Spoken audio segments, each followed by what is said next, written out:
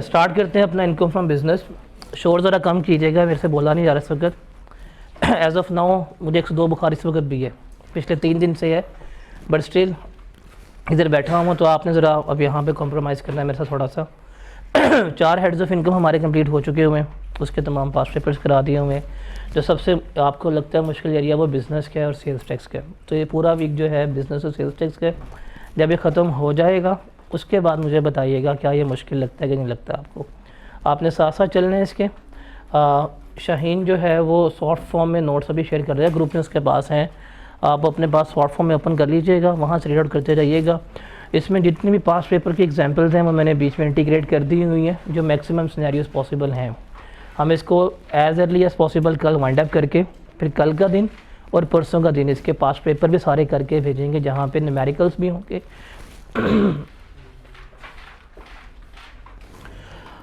और theoretical questions जो हैं वो भी बीच में जो हैं वो शामिल होंगे। तो ज़रा आपने अगले 3 दिन इस पर फोकस रखना है। अगर मैं आपको इसके एग्ज़ाम के वेटेज की बात करूं तो कम से कम 15 नंबर आपके इसमें से हर हाल में आने ही आने हैं।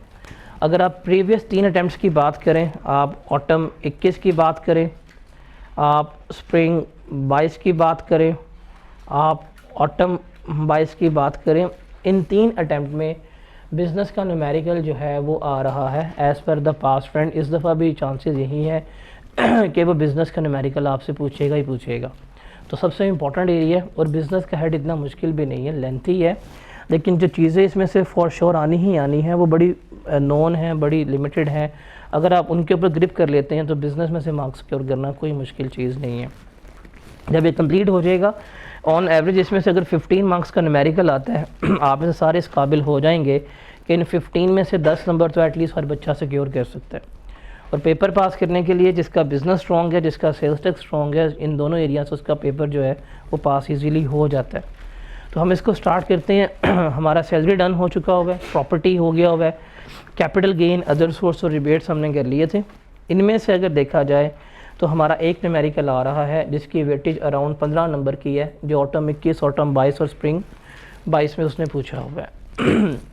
इसके अलावा बिज़नेस में से वो एक इंडिपेंडेंट क्वेश्चन पूछ रहा है। अगर वो इंडिपेंडेंट न्यूमेरिकल ना भी पूछेगा तो बिज़नेस में से थ्योरी एटलीस्ट लाजमी आनी है, मतलब फॉर श्योर जो है 15 नंबर एटलीस्ट उसने इनकम फ्रॉम बिज़नेस में से पूछने ही पूछने हैं हर हालत में।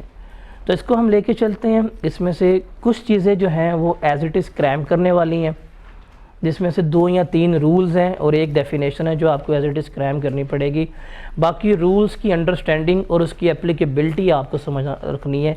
जिस तरह सैलरी में रूल्स से कैसे लेके चलने हैं, कैसे लेके नहीं चलने, क्रैमिंग ना होने के बराबर थी। सिमिलरली बिज़नेस में भी क्रैमिंग ना होने के बराबर है। रूल्स की एप्लीकेबिलिटी कैसे होगी वो चीज़ आपने यहाँ पे देखनी है कि किस तरह रूल कौन सा अप्लाई किया जाएगा, किस तरह से नहीं किया जाएगा, ये चीज़ आपके लिए क्या है ज़्यादा इम्पॉर्टेंट है। तो इसको ज़रा यहाँ पे देखते रहिएगा। बिज़नेस होता क्या है, अगर as per the by the book चलें, बिज़नेस में क्या कुछ शामिल है।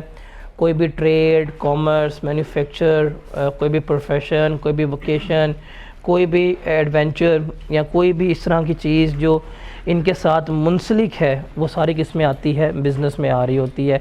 आप दुकान खोल रहे हैं, आप कोई रेडी लगा के बैठ गए हैं, आप कोई ट्रेडिंग कर रहे हैं, आप उसके साथ कोई ऑक्सिलरी सर्विसेज वगैरह प्रोवाइड कर रहे हैं, या उनसे रिलेटेड कोई एसेट्स वगैरह बेच हैं जिसका ताल्लुक उन एक्टिविटीज़ के साथ है, तो वो किस में फॉल करती हैं, वो आपकी हमेशा बिज़नेस में फॉल कर रही होती हैं। सिर्फ इसमें एक चीज़ नहीं आती, वो क्या है, एम्प्लॉयमेंटशिप। एम्प्लॉयमेंटशिप जो है वो आपके बिज़नेस में फॉल नहीं कर रही होती। उसके अलावा तमाम चीज़ें जो हैं वो आपके बिज़नेस का पार्ट बन रहे होते हैं। उसके बाद अब इसमें होता क्या है, आपके पास एक पर्सन है जिसका नाम है अकाउंटेंट। अकाउंटेंट क्या करेगा, अकाउंटेंट भाई साहब जो हैं वो अपना ये प्रॉफिट एंड लॉस अकाउंट बनाएगा, कहेगा ये मेरी सेल्स हैं, ये मेरे कॉस्ट ऑफ सेल्स है, ये मेरी नेट इनकम एक्सपेंसेस लेस करने के बाद आ गई हैं। वो क्या करेगा, डिक्लेयर कर देगा। टैक्स का टाइम आएगा, टैक्स वाले कहेंगे जी अब हमें टैक्स पे करें अपनी इनकम के ऊपर। अकाउंटेंट भाई साहब जो होंगे वो अपनी ये इनकम पे जाएंगे, कहेंगे जी ये हमारी इनकम है, इसके ऊपर हम आपको रेट अप्लाई करके दे देते हैं, इस रेट के मुताबिक जो टैक्स बनेगा वो क्या हम आपको पे करने के लिए तैयार हैं। लेकिन यहाँ पे जो प्रॉफिट एंड लॉस अकाउंट बना हुआ है, ये बना हुआ है एज़ पर अकाउंटिंग रूल्स के मुताबिक। टैक्स वाले कहते हैं हम इनको नहीं मानते। टैक्स वाले कहते हैं कि आपने ये प्रॉफिट एंड लॉस अकाउंट बनाना है किसके मुताबिक, टैक्स रूल्स के मुताबिक बनाना है। जो हमारे टैक्स के रूल्स हैं, जो हमारे ऑर्डिनेंस में बातें लिखी गई हैं, उसके मुताबिक क्या करना है, आपने अपना प्रॉफिट एंड लॉस अकाउंट बनाना है। जैसे फॉर एग्जांपल आपने यहाँ पे डेप्रिसिएशन लेस की होगी, अकाउंटेंट भाई साहब ने, ये कहते हैं आपको अलाउ नहीं है। आपने यहाँ पे इम्पेयरमेंट लेस की होगी, ये कहेंगे आपको अलाउ नहीं है। आपने यहाँ पे अमोर्टाइजेशन चार्ज की होगी, ये कहते हैं अलाउ नहीं है। आपने यहाँ पे बैड डेट्स लेस किए होंगे, ये कहते हैं अलाउ नहीं है।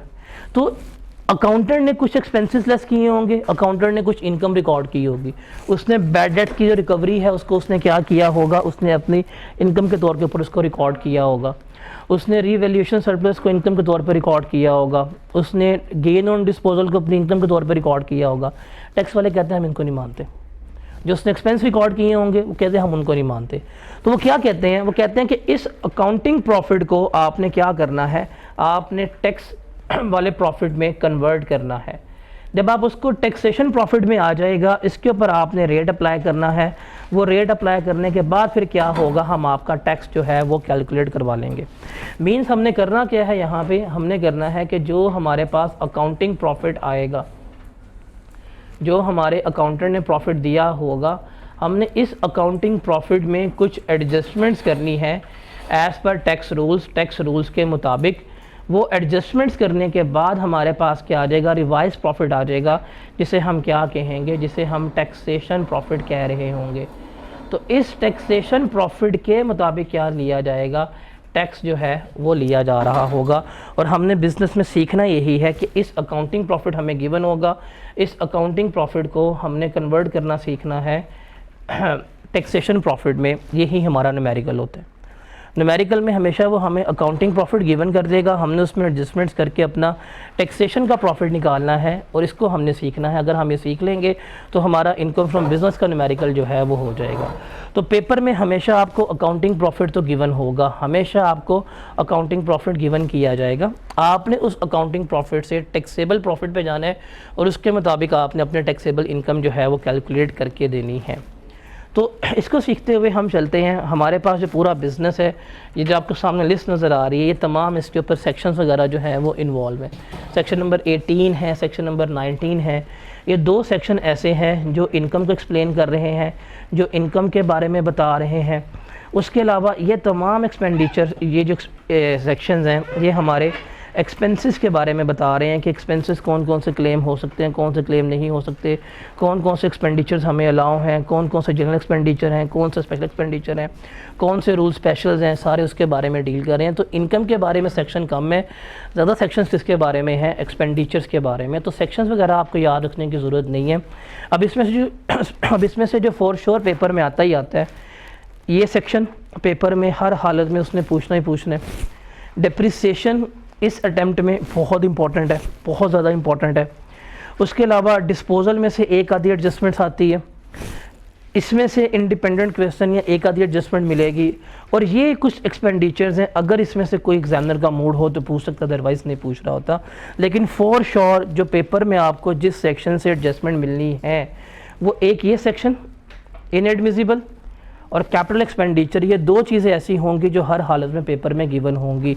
और इन्हीं दो से आपके पूरे के पूरे न्यूमेरिकल्स जो हैं वो क्या हो रहे होते हैं, सॉल्व हो रहे होते हैं। तो ये चीज़ आपने याद रखनी है। हम इनको सेक्शन बाय सेक्शन लेके चलते हैं, देखते हैं इसमें क्या कुछ है और क्या कुछ नहीं है।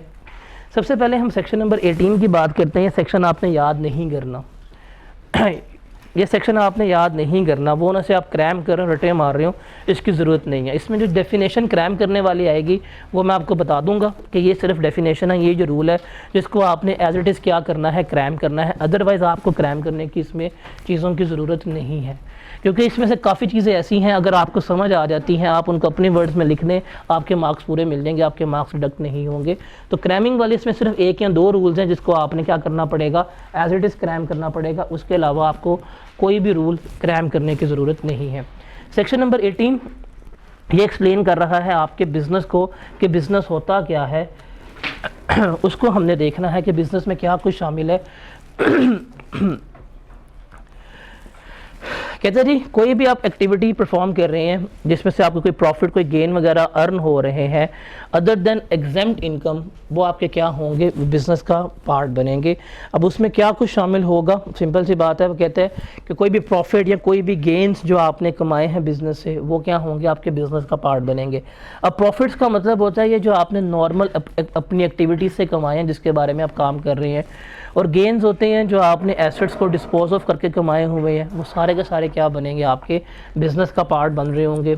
उसके अलावा कोई आप ट्रेड या कोई प्रोफेशनल या इस तरह कोई सर्विसेज या कोई ऑर्गेनाइजेशन रन कर रहे हैं, उससे अगर आपने कोई किसी किस्म की इनकम वगैरह कमाई है तो वो भी क्या बनेंगी, आपकी इनकम फ्रॉम बिज़नेस का पार्ट बन रही होगी। उसके अलावा कोई भी टेंजिबल मूवेबल प्रॉपर्टी अगर आप उसको हायर पे देते हैं, उसको लीज आउट करते हैं, उसके रेंट से अगर आपने कोई इनकम वगैरह कमाई है तो वो भी आपकी इनकम फ्रॉम बिजनेस का पार्ट बनेगी। रिमेंबर यहाँ पे वर्ड लिखा हुआ है टेंजिबल मूवेबल प्रॉपर्टी का। अगर यहाँ पे प्रॉपर्टी इमूवेबल हो जाए, अगर आप उसको हायर करें या उसको लीज आउट करें तो उसकी इनकम हमेशा इनकम फ्रॉम प्रॉपर्टी का पार्ट बनती है, हमेशा। बेशक आपका बिज़नेस है, ये आपके पास 10 मकान है, आप मकान बना रहे हैं, किराए पे दे रहे हैं, लेकिन जो आपको उस मकान से रेंटल इनकम आएगी वो आपकी हमेशा इनकम फ्रॉम प्रॉपर्टी का पार्ट बनेगी, इनकम फ्रॉम बिज़नेस का पार्ट नहीं बनेगी। लेकिन अगर आपके पास टेंजिबल एसेट्स हैं, लाइक गाड़ियाँ हैं, मशीन्स हैं, आप इनको हायर पे दे रहे हैं, इनको लीज पे दे रहे हैं, इनसे अगर आपको रेंट वगैरह आ रहा है तो ये किसका पार्ट बनेगा, ये आपकी इनकम फ्रॉम बिज़नेस का पार्ट बन रहा होगा। उसके बाद ये पॉइंट नंबर डी बड़ा इंपॉर्टेंट है। अभी तक जितने भी आप पिछले 27 अटैम्प्टों की पास पेपर ले लेंगे उसमें से ये वाला पॉइंट अभी तक किसी भी एंगल से पेपर में टेस्ट नहीं हुआ। ये वाला पॉइंट किसी भी एंगल से पेपर में टेस्ट एग्जामिनर ने नहीं किया। बाकी हर चीज़ उसने पूछी हुई है, कभी गाड़ियाँ किराए पे दे रहा होता है, कभी कोई एसेट बिकवा रहा होता है, कभी कहता है जी आप पार्ट टाइम ये काम कर रहे थे एज अ एक्टिविटी, उसने बाकी हर चीज़ पूछी है। पॉइंट नंबर डी नहीं पूछा। पॉइंट नंबर डी है कि अगर आप कोई भी एक्टिविटी परफॉर्म कर रहे हैं या कोई भी आपको बेनिफिट, कोई भी आपको परक्विजिट मिला है due to your business relationship, और वो बेनिफिट या वो परक्विजिट्स कन्वर्टेबल इनटू कैश है या नहीं है, वो जो बेनिफिट आपको मिला है वो भी क्या होगा, आपकी इनकम फ्रॉम बिजनेस का पार्ट बनेगा। इसकी बेस्ट एग्जांपल है वेवियर ऑफ लोन। पेपर में यही एडजस्टमेंट आ सकती है कि आपने किसी बैंक से लोन लिया हुआ था, बैंक ने आपका लोन माफ़ कर दिया। अब बैंक लोन क्यों माफ़ करेगा, ऐसे ही माफ़ कर देगा?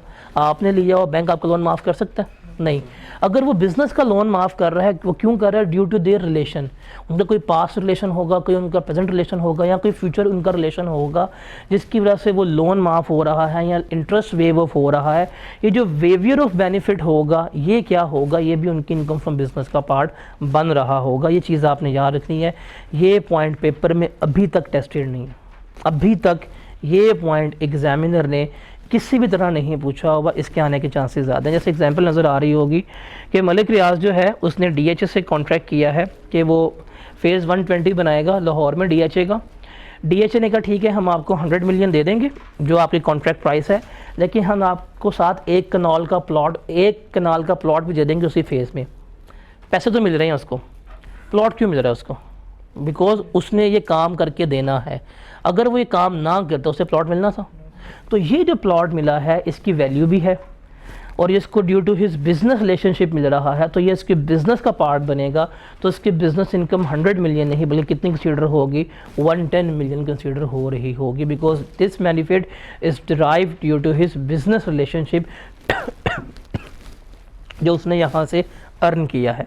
तो या तो वो आपको इस तरह कोई बेनिफिट गिवन कर देगा या वो आपको वेवियर ऑफ लोन गिवन कर देगा, जिससे क्या हो जाएगा, आपको देखना पड़ेगा क्या ये इसकी इनकम का पार्ट बनता है या नहीं बनता। ये पेपर में पॉइंट टेस्टेड नहीं है, ये पेपर में पॉइंट आ सकते हैं, और इस अटैम्प्ट में माइट भी उसने अनसीन चीज़ें ही पूछनी होती हैं, तो ये वन ऑफ द पॉइंट होगा जो इनकम का पार्ट वो बना सकता है।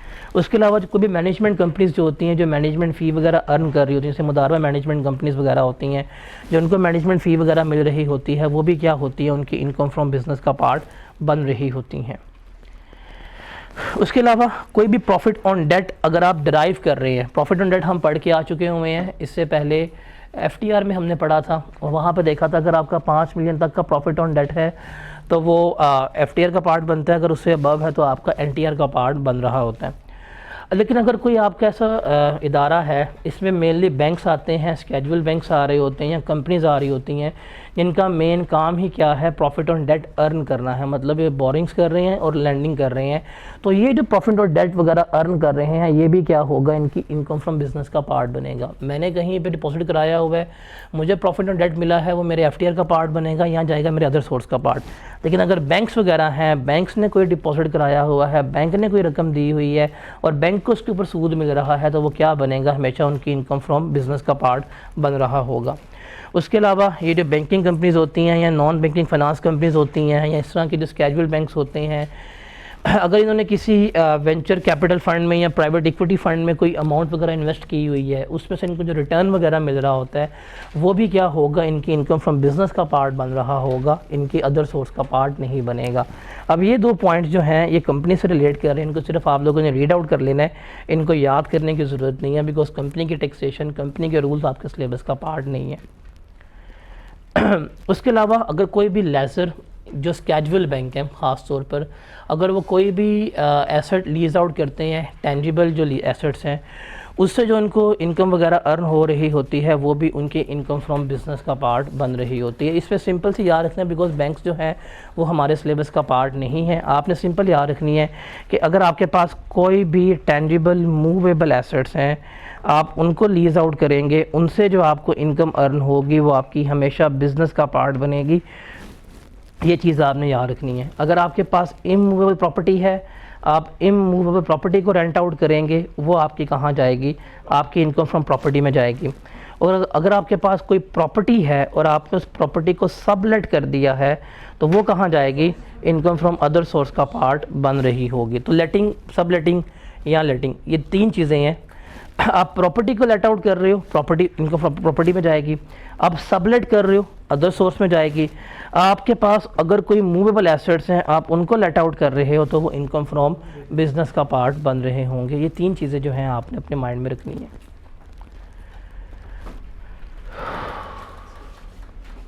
उसके बाद है स्पेकुलेशन बिजनेस, ये इंपॉर्टेंट है। इसको ज़रा आपने अच्छी तरह थ्योरेटिकली देखना होगा, क्या होता है क्या नहीं होता। इसकी एक्सेप्शंस इंपॉर्टेंट है कि कौन कौन सी चीज़ें जो हैं वो स्पेकुलेशन बिजनेस का पार्ट नहीं बनती, वो इसमें बहुत ज़्यादा इंपॉर्टेंट है।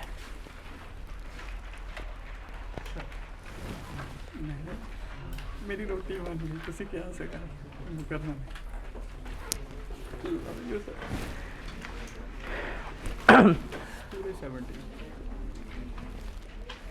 स्पेकुलेशन का मतलब क्या होता है, तुक्का लगाना, सट्टेबाजी करना। स्पेकुलेट का मतलब अफवाहों पे रहना।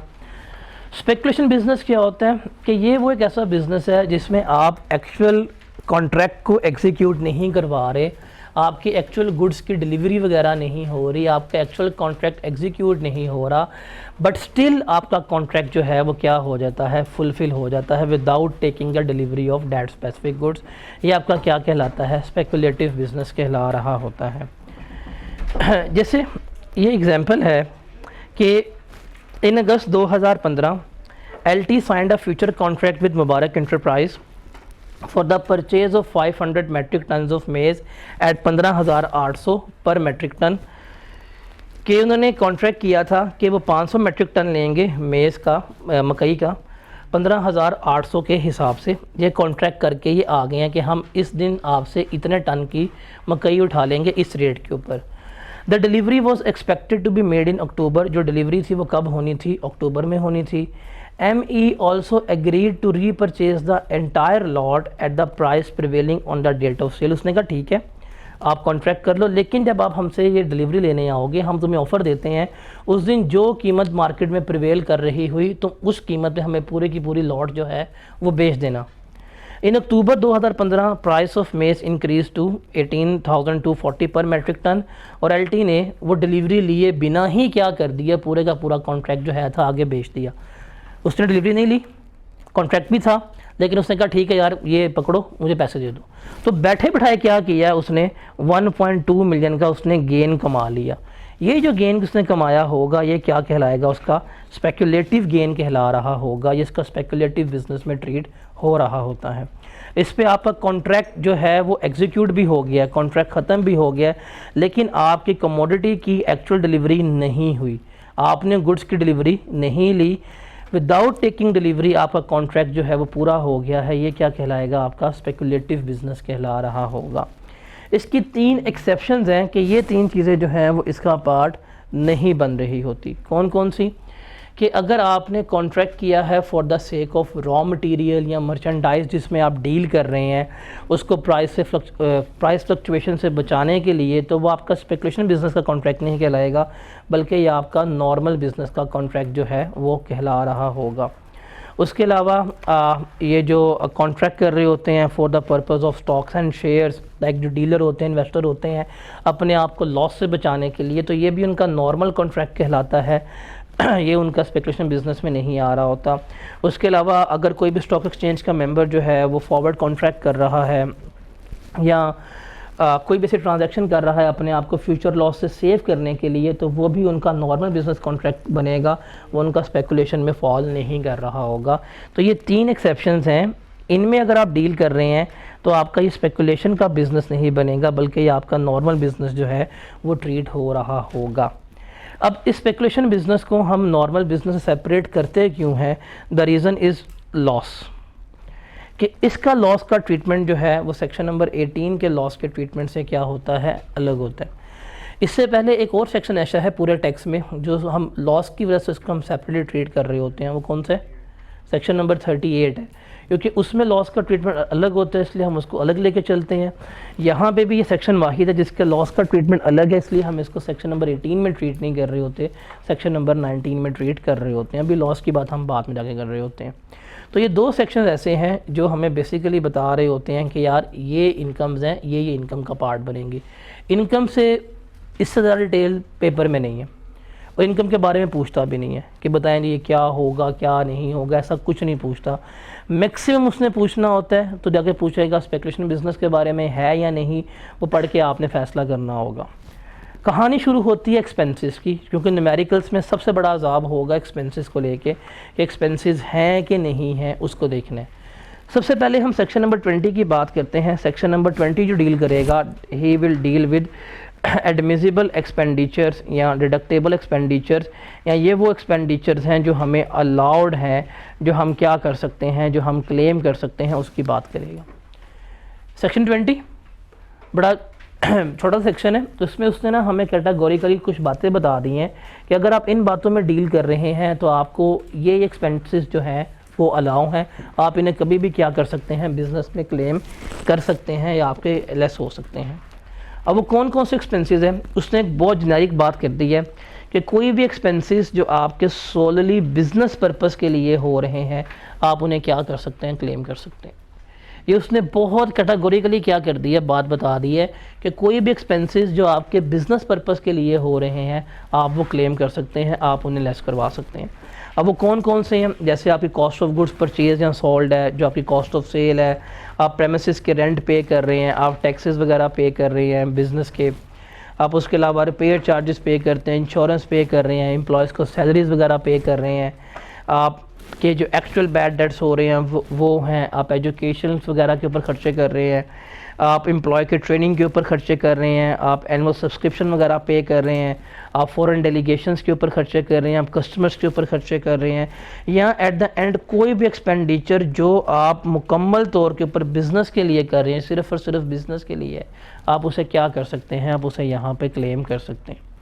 पहला तो इसमें ये आता है कि इन शॉर्ट जो एक्सपेंडिचर बिज़नेस के लिए होगा, आप उसे क्या कर सकते हैं, क्लेम कर सकते हैं, आपका वो लेस हो जाएगा। उसके बाद इसमें बात पे आता हूँ डिप्रिसिएशन एंड अमोर्टाइजेशन। आपको पता होगा अकाउंटिंग में भी हम पढ़ के आते हैं, जब भी हम एसेट को परचेज़ करते हैं, जब भी हम एसेट को ख़रीदते हैं, तो एसेट को ख़रीदने के बाद हम क्या करते हैं, हम उसको हमेशा कैपिटलाइज़ करते हैं, हम उसको हमेशा क्या करते हैं, कैपिटलाइज़ करते हैं। जिस साल एसेट ख़रीदा उस साल उसको हमने कैपिटलाइज़ किया, और हर साल फिर क्या कर रहे होते हैं, हम उसको डेप्रिशिएट कर रहे होते हैं, और डेप्रिसिएशन की फॉर्म में हम क्या कर रहे होते हैं, उसको एक्सपेंस आउट कर रहे होते हैं। ये हम पढ़ के आ चुके हैं। हमें टैक्स वाले भी यही कहते हैं कि अगर आपने कोई भी कैपिटल एक्सपेंडिचर किया है, कैपिटल एक्सपेंडिचर का मतलब क्या है कि कोई भी ऐसा एक्सपेंडिचर जिसका बेनिफिट आपको 1 साल से ज़्यादा हासिल होगा, तो इसको आपने क्या करना है, इसको आपने कैपिटलाइज ही करना है, इसको आपने अपना कैपिटल एसेट ही ट्रीट करना है। और बाद में क्या करेंगे आप, उसकी डेप्रिसिएशन या जो उसकी अमोर्टाइजेशन होगी वो क्या करेंगे, वो चार्ज करेंगे, वो रिकॉर्ड कर रहे होंगे। कभी भी आप एसेट को एक्सपेंस आउट नहीं कर सकते। तो जब भी आपने कोई एसेट वगैरह ख़रीदा है या कभी भी आपने कोई कैपिटल एक्सपेंडिचर किया है या कोई भी ऐसा एक्सपेंडिचर जिसका बेनिफिट आपको 1 साल से ज़्यादा मिल रहा है, तो आप कभी भी उसको एक्सपेंस आउट नहीं करेंगे, बल्कि आप उसे क्या करेंगे, कैपिटलाइज करेंगे। और ऑन द ईयर बेसिस या जो भी उसकी लाइफ होगी उसके ऊपर क्या कर रहे होंगे, आप उसको डेप्रिशिएट कर रहे होंगे। और डेप्रिसिएशन के टैक्स के अलग रूल्स हैं, उसके मुताबिक हम डेप्रिशिएट कर रहे होते हैं। जैसे एग्जांपल है कि ऑफिस बिल्डिंग परचेज़ की 50 मिलियन की, और ये कभी भी आप इसको अपना एक्सपेंस आउट नहीं शो कर सकते, आप इसे कैपिटलाइज करेंगे, इसके ऊपर आप डेप्रिसिएशन जो है वो चार्ज कर रहे होंगे। जैसे एक और एग्जांपल है कि एडमिनिस्ट्रेटिव एक्सपेंसेस में क्या शामिल है, 4.8 मिलियन शामिल है। Paid against purchase of industrial software having a useful life of 3 years. आपने एक इंडस्ट्रियल सॉफ्टवेयर लिया है जिसकी लाइफ कितनी है, 3 साल है। अभी आप इसे क्या करेंगे, कैपिटलाइज करेंगे, आप इसे एक्सपेंस आउट कभी भी नहीं कर सकते। देखिए इसने क्या किया हुआ है, इसने एक्सपेंस में शामिल किया हुआ है, इसने एक्सपेंस का पार्ट बनाया हुआ है। ये एक्सपेंस का पार्ट नहीं होना चाहिए था ना, तो हम क्या करेंगे, हम इस 4.8 मिलियन को ऐड बैक कर देंगे और बाद में क्या करेंगे, 3 साल इसकी लाइफ है तो हम इसे 3 साल पे क्या कर रहे होंगे, अमोर्टाइज कर रहे होंगे। तो ये है कि डेप्रिसिएशन हो और अमोर्टाइजेशन हो, यही हम क्या कर सकते हैं, एक्सपेंस आउट कर सकते हैं। कभी भी एसेट ख़रीदा है या कोई कैपिटल एक्सपेंडिचर हमने इनकर किया है, हम उसे कभी भी एक्सपेंस आउट नहीं कर सकते, वो कैपिटलाइज होगा, उसकी डेप्रिसिएशन या उसकी अमोर्टाइजेशन जो है वही क्या हो रही होगी, एक्सपेंस आउट हो रही होगी।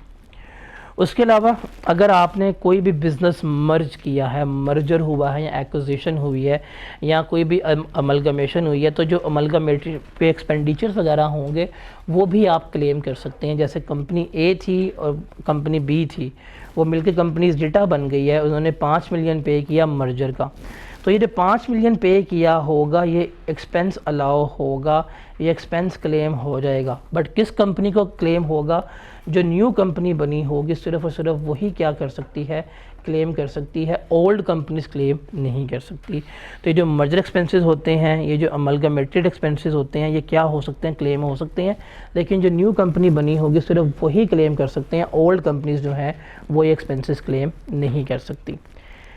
इसके अलावा आपके पास 2 कंपनीज थी, एक कंपनी अल्फ़ा थी, एक कंपनी बीटा थी, दोनों मर्ज हो गई हैं, उन्होंने कंपनी क्या बना ली है, जीटा कंपनी बना ली है। 5 मिलियन पे किया, एडवाइजरी की and all this type of खर्चे पे किए हैं। अब एक एक्सपेंसेस हैं, एक्सपेंसेस क्लेम कर सकते हैं, बट कौन सी कंपनी क्लेम करेगी, जो नई कंपनी बनी है जीटा लिमिटेड, वो क्लेम कर रही होगी।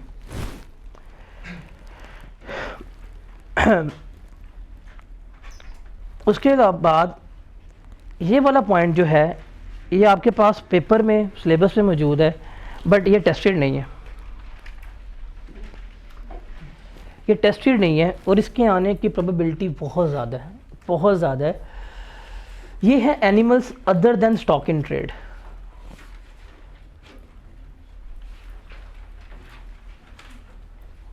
देखें आपके पास अगर है ना एसेट्स हैं, प्लांट है, मशीनरी है, बिल्डिंग है, व्हीकल्स है, उनके लिए तो बहुत है भाई, वो डेप्रिशिएट हो रही हैं, डिस्पोज हो रही हैं, लॉस हो रहा है, आप सब कुछ उन्हें रिकॉर्ड कर रहे हैं। एनिमल्स की बात करें तो एनिमल्स हमारे पास 2 तरह के हैं, एक वो एनिमल्स हैं जो हमारे स्टॉक इन ट्रेड का पार्ट बनते हैं, एक वो एनिमल्स हैं जो हमारे स्टॉक इन ट्रेड का पार्ट नहीं बनते। Other than stock in trade कौन से होते हैं, कोई बताएगा?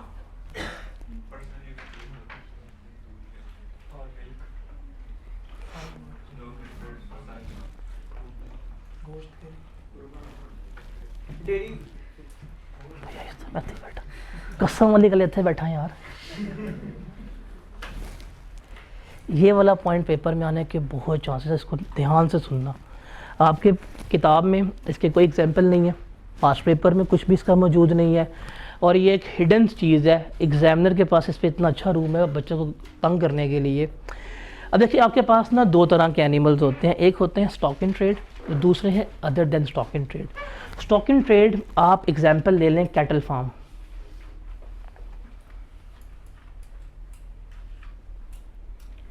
अब कैटल फार्म जो है ये जानवर क्या कर रहे हैं, बेच रहे हैं। इनके लिए वो क्या है, इन्वेंट्री है। ईद आएगी, इसको बेचेंगे, प्रॉफिट आएगा, उनका रेवेन्यू, उनकी कॉस्ट ऑफ सेल्स लेस हो जाएगी। ये है इनका stock in trade. Other than stock in trade कौन से होंगे, हलीब। हलीब क्या कर रहे हैं, वो मिल्क प्रोडक्ट्स दे रहे हैं। उनकी इन्वेंट्री क्या है, मिल्क प्रोडक्ट्स।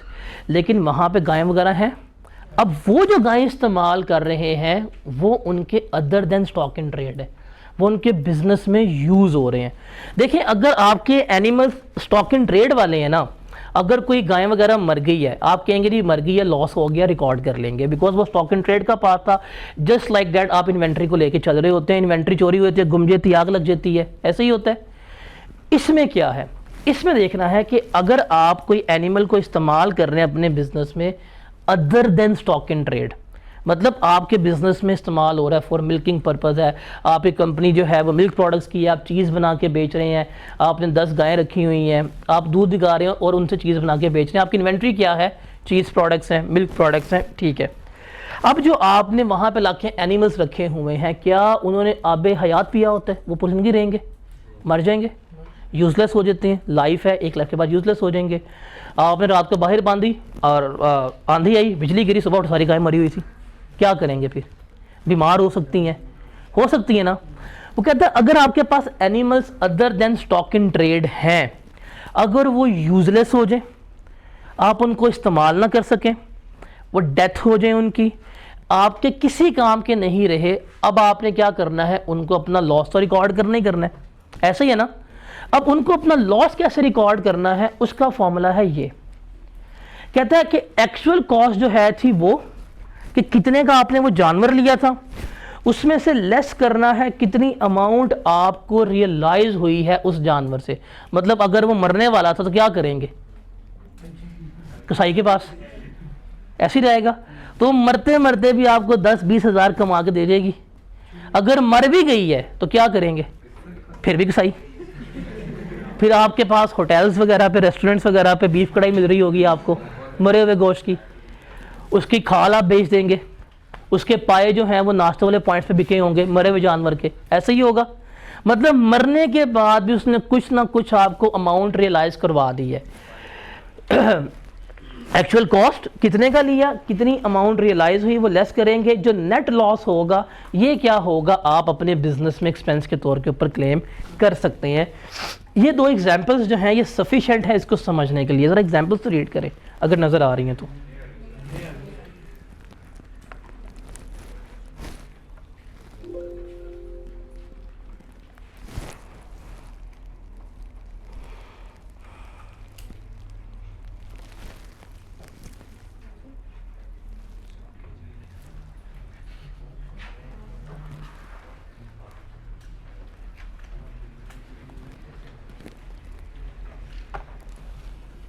ये पॉइंट इंपॉर्टेंट है, पेपर में ये टेस्टेड नहीं है पॉइंट।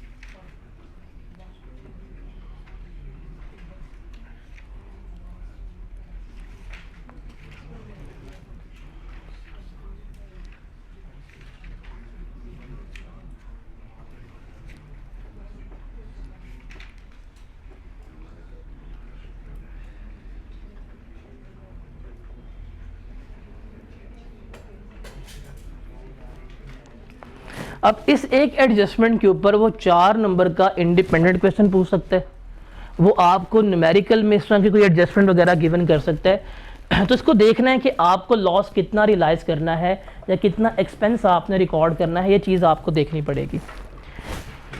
कहते हैं जी फर्स्ट एग्जांपल में Habib dairy limited purchase 3 cows for dairy businesses at 1 lakh each in tax year 2001। Tax year 2001 में उसने 1 लाख रुपए की गायें खरीदी है, 3 गायें खरीदी हैं।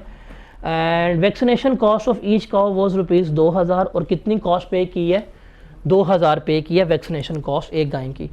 1 cow become permanently disable and was sold at 20,000 in tax year 2003। एक गाय जो है वो डिसेबल हो गई और 20,000 रुपये की उसने बेच दी है।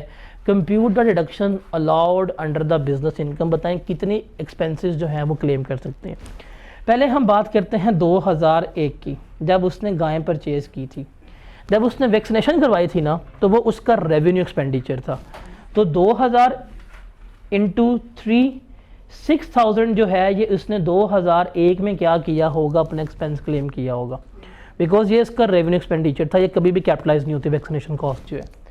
फिर 2003 में उसने क्या किया, एक गांव इसकी यूजलेस हो गई है, उसने वो बेच दी है। अब उसने कितना एक्सपेंस रिकॉर्ड करना है वो हमने देखना है। अब देखें उसने कितने की रिकॉर्ड की थी, उसने कितने की परचेज की थी, कॉस्ट क्या थी 1 लाख, ये हमने रिकॉर्ड की। उसको अमाउंट कितनी रियलाइज हुई है, हम लेस कर देंगे अमाउंट रियलाइज 20,000। नेट लॉस कितना हुआ है इसको, ये जो लॉस है ना नेट लॉस, ये क्या होगा, ये अपने बिजनेस में वो एक्सपेंस चार्ज कर रहा होगा कि 80,000 का खर्चा है, ये 80,000 का नुकसान हुआ है, ये मैं क्या करूँगा अपने बिजनेस में रिकॉर्ड करूँगा। तो ये इसका लिखा हुआ है, ये आपने रिकॉर्ड नोट करना है, ये क्या है क्या नहीं। ये फॉर्मूला आपको याद होना चाहिए, जैसा मर्जी वो सिनेरियो गिवन कर दे, आपने ये 2 बातों पे बस रहना है कि आपने वो जानवर कितने का लिया था और उसके यूजलेस होने के बाद या उसके डिसेबल होने के बाद आपको कितनी अमाउंट रियलाइज हुई है। कॉस्ट माइनस अमाउंट रियलाइज, जो नेट आपके पास एक्सपेंस आएगा वो क्या होगा, आपकी कॉस्ट चार्ज हो जाएगी, उससे आप एक्सपेंस आउट कर देंगे। ये सिर्फ आपको ये 2 बातें जो हैं वो याद होनी चाहिए। हिडन पॉइंट है, पेपर में आ सकता है, उस वक्त आपने कहना है कि ये जो आउट ऑफ सिलेबस आ गया, बिकॉज आपके सारे टेक्स्ट में इसके ऊपर सिर्फ 1 लाइन गिवन है, आपके ऑर्डिनेंस में सिर्फ 1 लाइन गिवन है कि ऐसे होना है, ये इस तरह से होना है। ये क्लियर है, ये क्लियर है। एग्जाम्पल नंबर 2 एक और देख लें ताकि आपको ये कंसेप्ट पक्का हो जाए। अगर पेपर में आई क्या पूछे तो आप वहाँ पे इसमें से मार्क्स सिक्योर कर जाएं, बिकॉज इसमें से या तो न्यूमेरिकल में पूछेगा, अगर न्यूमेरिकल में नहीं पूछा और उसका वाकई मूड ख़राब है एग्जामिनर का, तो 4 नंबर का इंडिपेंडेंट क्वेश्चन पूछ सकता है। बताएं जी कितनी कॉस्ट जो है वो आपको अलाउ होगी, कितनी कॉस्ट डिसअलाउ होगी, कितने एक्सपेंसेस क्लेम कर सकते हैं और क्या करें मुझे बताएं, तो ये पूछ सकता है। तो उसको देखिएगा। अब एक और एग्जाम्पल देखते हैं। कहता है कॉस्ट ऑफ सेल है किसी भी कंपनी की। अच्छा, cost of sales included 4 lakh in respect of the cost of 2 cows as they become permanently useless for milking purpose. These cows were originally purchased for TL's dairy farm in Faisalabad for 2 lakh each. TL sold these cows in market for rupees 80,000 each, for which no entry has been made in the accounts. कोई entry उसने नहीं की। अब इसको हम कैसे treat करेंगे, अब इसमें हो क्या रहा है, उसने क्या कि जो कॉस्ट ऑफ सेल्स है ना उस पर मैंने 4 लाख रुपया ऐड किया होगा, ये होना चाहिए था नहीं। तो हम क्या करेंगे, हम सबसे पहले ऐड बैक कर देंगे 4 लाख रुपया, बिकॉज ये 4 लाख तो कभी भी आपका एक्सपेंस होना ही नहीं था। इसने क्यों किया, ये गलत किया, ये हम क्या कर देंगे ऐड बैक कर देंगे प्रॉफिट में, ये गलती थी। अब हम क्या करेंगे, रियल जो लॉस है वो हम लेस करवाएंगे।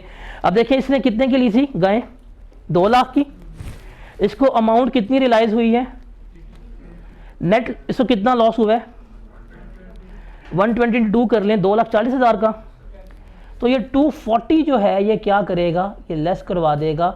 तो ये इसकी एक्सपेंस कॉस्ट चार्ज हो रही होगी फॉर दैट स्पेसिफिक पर्पस। तो ये चीज़ है आपने याद रखनी है, इसको पेपर में आने के चांसेस इसके हैं। इज दैट क्लियर, सबको क्लियर है। सेक्शन नंबर 20 सिर्फ हमारा इतना ही है। सेक्शन नंबर 20 जो हमें बताता है कि एक्सपेंसेस कौन से क्लेम कर सकते हैं, वो इतना ही है। कहानी शुरू कहाँ पे होती है, असल जो बिजनेस की जंग है वो सेक्शन नंबर 21 पे। सेक्शन नंबर 21 से पहले अगर आपको ये नज़र आ रहा है, ये अब हमने गेम यहाँ पे समझनी है, बिकॉज सेक्शन नंबर 21 आपको कंप्लीट हो जाता है ना, तो जिसको सिर्फ सेक्शन नंबर 21 आता है वो बिजनेस का न्यूमेरिकल उठा ले, तकरीबन 70% न्यूमेरिकल उसमें से हो जाता है। बिजनेस की पिछले 27 अटैम्प्टों में 10 दफ़ा सवाल आया इनकम फ्रॉम बिजनेस का, या 11 टाइम्स कर लें आप। पिछली 27 अटैम्प्टों में 2009 से लेके 2022 तक इनकम फ्रॉम बिजनेस का इंडिपेंडेंट क्वेश्चन 11 दफ़ा आया। आप हर चले जाएं सवाल में। सेक्शन नंबर 21 की एडजस्टमेंट्स जो है ना वो उस पूरे न्यूमेरिकल में 60 से 70% है। बाकी पूरा बिजनेस एक तरफ है, ये सेक्शन जो है वो पूरे का पूरा एक तरफ है। अब इसको ज़रा हमने देखना है क्या है और कैसे नहीं चलेगा। अब इसको ज़रा समझिएगा कि सेक्शन नंबर 21 इंपॉर्टेंट इतना क्यों है। उससे पहले हम ये देखते हैं कि ये एक प्रॉफिट एंड लॉस अकाउंट बनाया जाएगा किसकी तरफ से, अकाउंटेंट की तरफ से। कि जो अकाउंटेंट भाई साहब हैं वो क्या करेंगे, वो एक प्रॉफिट एंड लॉस अकाउंट बना के बैठे हुए हैं। इसको ज़रा समझिएगा, यहाँ पे समझ आ गई तो आपको एडमिसिबल और इनएडमिसिबल ये क्लियर हो गया, बिजनेस आपका यहाँ पे क्लियर होना शुरू हो जाएगा। अब अकाउंटेंट ने ये कैसे बनाया प्रॉफिट एंड लॉस अकाउंट, उसने सेल्स रिकॉर्ड की होंगी, कितने की सेल्स थी, उसने लेस किया होगा कॉस्ट ऑफ सेल्स जिसमें से ओपनिंग स्टॉक होगा, परचेजेस होंगी, क्लोजिंग स्टॉक होगा, लेस किया तो क्या आ गया, जीपी आ गया, ऐसा ही है। फिर जीपी में उसने क्या किए होंगे, तमाम एक्सपेंडिचर जो हैं वो उसने लेस किए होंगे, जिसमें से सैलरीज हैं, वेजेस हैं, डिप्रिसिएशन है, रेंट है, लॉस ऑन डिस्पोजल है, प्रोविजंस होंगी, इम्पेयरमेंट लॉस होगा, इंटरेस्ट होगा, या और भी जो बिजनेस एक्सपेंसेस वगैरह होंगे वो उसने लेस किए होंगे। वो लेस करवाने के बाद उसके पास क्या आया होगा, प्रॉफिट बिफोर टैक्स आया होगा कि ये जी आप मेरा प्रॉफिट बिफोर टैक्स है। फिर इसने कहा होगा कि जी इस प्रॉफिट के ऊपर ये रेट लगना है, ये टैक्स बनेगा हमारे मुताबिक, ये बनेगा हमारा प्रॉफिट आफ्टर टैक्स। अकाउंटेंट ने ये प्रॉफिट एंड लॉस अकाउंट बना के अपने मालिकों को बता दिया होगा कि ये हमारा profit and loss account for the year बन रहा है। ऐसा ही होगा। क्या टैक्स लेना किसने था, मालिक ने लेना था। अब आ जाएगा टाइम एफबीआर का, कहेंगे भाई रिटर्न जमा कराओ। रिटर्न का मतलब क्या होगा, हमें अपनी इनकम की डिटेल्स बताओ। ये कहेंगे जी देखें ये हमारा प्रॉफिट है, ये हमारा प्रॉफिट आफ्टर टैक्स आया है, ये देख लें ये टैक्स हमारा बनता है। टैक्स वाले यहाँ पे आ जाएंगे, कहेंगे ये तो बकवास है, ये फजूल चीज़ है, हम इसको मानते ही नहीं है। क्यों, ये तुमने कैलकुलेट किया है ना, हमसे पूछा था। आप कहेंगे नहीं ठीक है, ये तो कहेंगे ये प्रॉफिट आफ्टर टैक्स वाली चीज़ ही बकवास है, हम इसको मानते ही नहीं है। कहेंगे ठीक है आप कर लें खुशी पूरी, आप आने प्रॉफिट बिफोर टैक्स पे, कहते हैं ठीक है। हम पकड़ेंगे टैक्स वाले क्या, प्रॉफिट बिफोर टैक्स। ये फिर कहेंगे टैक्स वाले भाई साहब, अकाउंट्स वाले भाई साहब को कि हमने सेक्शन नंबर 21 गिवन किया हुआ है, तुमने कभी पढ़ने की जहमत की है। कहेगा नहीं। कहेगा हमने उसमें बताया था कि ये एक्सपेंडिचर्स अगर तुम करोगे हम तुम्हें कभी भी क्लेम नहीं करने देंगे। क्या तुमने क्लेम किए हैं। कहेगा कौन से। कहेगा हमने कहा था कि डिप्रिसिएशन जो है वो हमेशा as per tax loss less होनी चाहिए। क्या ये टैक्स लॉस के मुताबिक कैलकुलेट किया है। कहेगा नहीं। कहेगा जी ऐड बैक कर दो। देखो यहाँ पे लेस की हुई है, यहाँ पे लेस की हुई है ना। ये क्या करवा रहा है, ये कह रहा है कि हम आपको अलाउ नहीं कर रहे, ऐड बैक हो जाएगी। लॉस ऑन डिस्पोजल क्या टैक्स लॉस के मुताबिक निकाला है कि अकाउंटिंग लॉस के मुताबिक निकाला। कहेगा ये अकाउंट्स के मुताबिक निकाला है। कहेगा अलाउ नहीं है, क्या हो जाएगी, ऐड बैक हो जाएगी। कहेगा जी प्रोविजंस, टैक्स वाले कहते हैं कोई किसी किस्म की प्रोविजन आपको अलाउ नहीं है, तुमने क्यों लेस की है, हमने कहा था लेस करो। नहीं, ये क्या हो जाएगी, ये भी ऐड बैक हो जाएगी। इम्पेयरमेंट ये भी ऐड बैक हो जाएगी। Salaries as per the criteria pay करनी थी, कैश में पे नहीं करनी, तुमने कैश में क्यों पे की है, क्या हो जाएगी, ऐड बैक हो जाएगी। इसका मतलब ये क्या देखेंगे, ये आपका देखेंगे प्रॉफिट एंड लॉस अकाउंट, कहेंगे खर्चा कहाँ से किया है, कैसे खर्चा किया है, ये उस खर्चे को पकड़ेंगे और सेक्शन नंबर 21 को पकड़ेंगे। अगर सेक्शन नंबर 21 ने कह दिया कि ये चीज़ तुम लेस नहीं करवा सकते थे और अगर तुमने ये चीज़ लेस करवा दी है, टैक्स वाले क्या करवा देंगे, ऐड बैक करवा देंगे कि आप इसे क्लेम नहीं कर सकते। इसे हम क्या कहते हैं, इनएडमिसिबल डिडक्शन या इनएडमिसिबल एक्सपेंडिचर कहते हैं कि ये एक्सपेंडिचर या ये डिडक्शन जो है वो आपको अलाउ ही नहीं थी। फिर टैक्स वाले कहेंगे कि कुछ खर्चे हमने कहा था तुमने लेस करवाने हैं, तुमने वो लेस किए हैं। कहेगा कौन से, टैक्स डेप्रिसिएशन, कि डेप्रिसिएशन कैलकुलेट करनी थी टैक्स रूल्स के मुताबिक, क्या तुमने कैलकुलेट की है। कहेगा नहीं की। कहेगा ठीक है वो लेस करवा दो। तो क्या हो रहा है कि हम अकाउंटिंग का प्रॉफिट पकड़े हैं जो अकाउंटेंट ने निकाला है प्रॉफिट बिफोर टैक्स, उसमें से हम एडजस्टमेंट्स कर रहे हैं। वो तमाम एक्सपेंडिचर्स जो हमें अलाउ नहीं थे और हमने किए हुए थे वो ऐड बैक हो जाएंगे। जो हमें अलाउ थे हमने नहीं किए थे वो हम क्या कर देंगे, यहाँ से लेस करवा देंगे। तो ये दोनों एडजस्टमेंट्स करने के बाद जो मेरे पास इनकम आएगी ये मेरी इनकम फ्रॉम बिजनेस कहलाएगी। और इस इनकम फ्रॉम बिजनेस के मुताबिक क्या किया जाएगा, इसके ऊपर रेट लगा के इसके ऊपर टैक्स जो है वो लिया जा रहा होगा। तो ये आपका न्यूमेरिकल है, इस तरह ही हम इसको लेके चल रहे होते हैं। आपको पेपर में उसने accounting profit before tax given करना है कि ये मेरा अकाउंटिंग प्रॉफिट बिफोर टैक्स है। नीचे उसने आपको 5 एडजस्टमेंट्स गिवन करनी है, आपने वो एडजस्टमेंट्स पढ़ के फैसला करना है क्या ये एडजस्टमेंट्स अलाउ थी या नहीं थी। अगर अलाउ थी तो कोई ट्रीटमेंट नहीं है, अगर नहीं अलाउ थी एड बैक करनी है। इनकी एडजस्टमेंट्स करके आप कहाँ पहुँच जाएंगे, अपने रिवाइज प्रॉफिट पे पहुँच जाएंगे, तो आपकी नेट इनकम फ्रॉम बिजनेस आ जाएगी। Is that clear? तो सेक्शन नंबर 21 आपको क्या सिखाएगा कि इन एडमिसिबल डिडक्शंस कौन सी होती हैं, उसके बारे में हमने क्या बात करनी है, सेक्शन नंबर 21 में बात करनी है। ठीक है, यहाँ तक कोई सवाल है तो बताएं।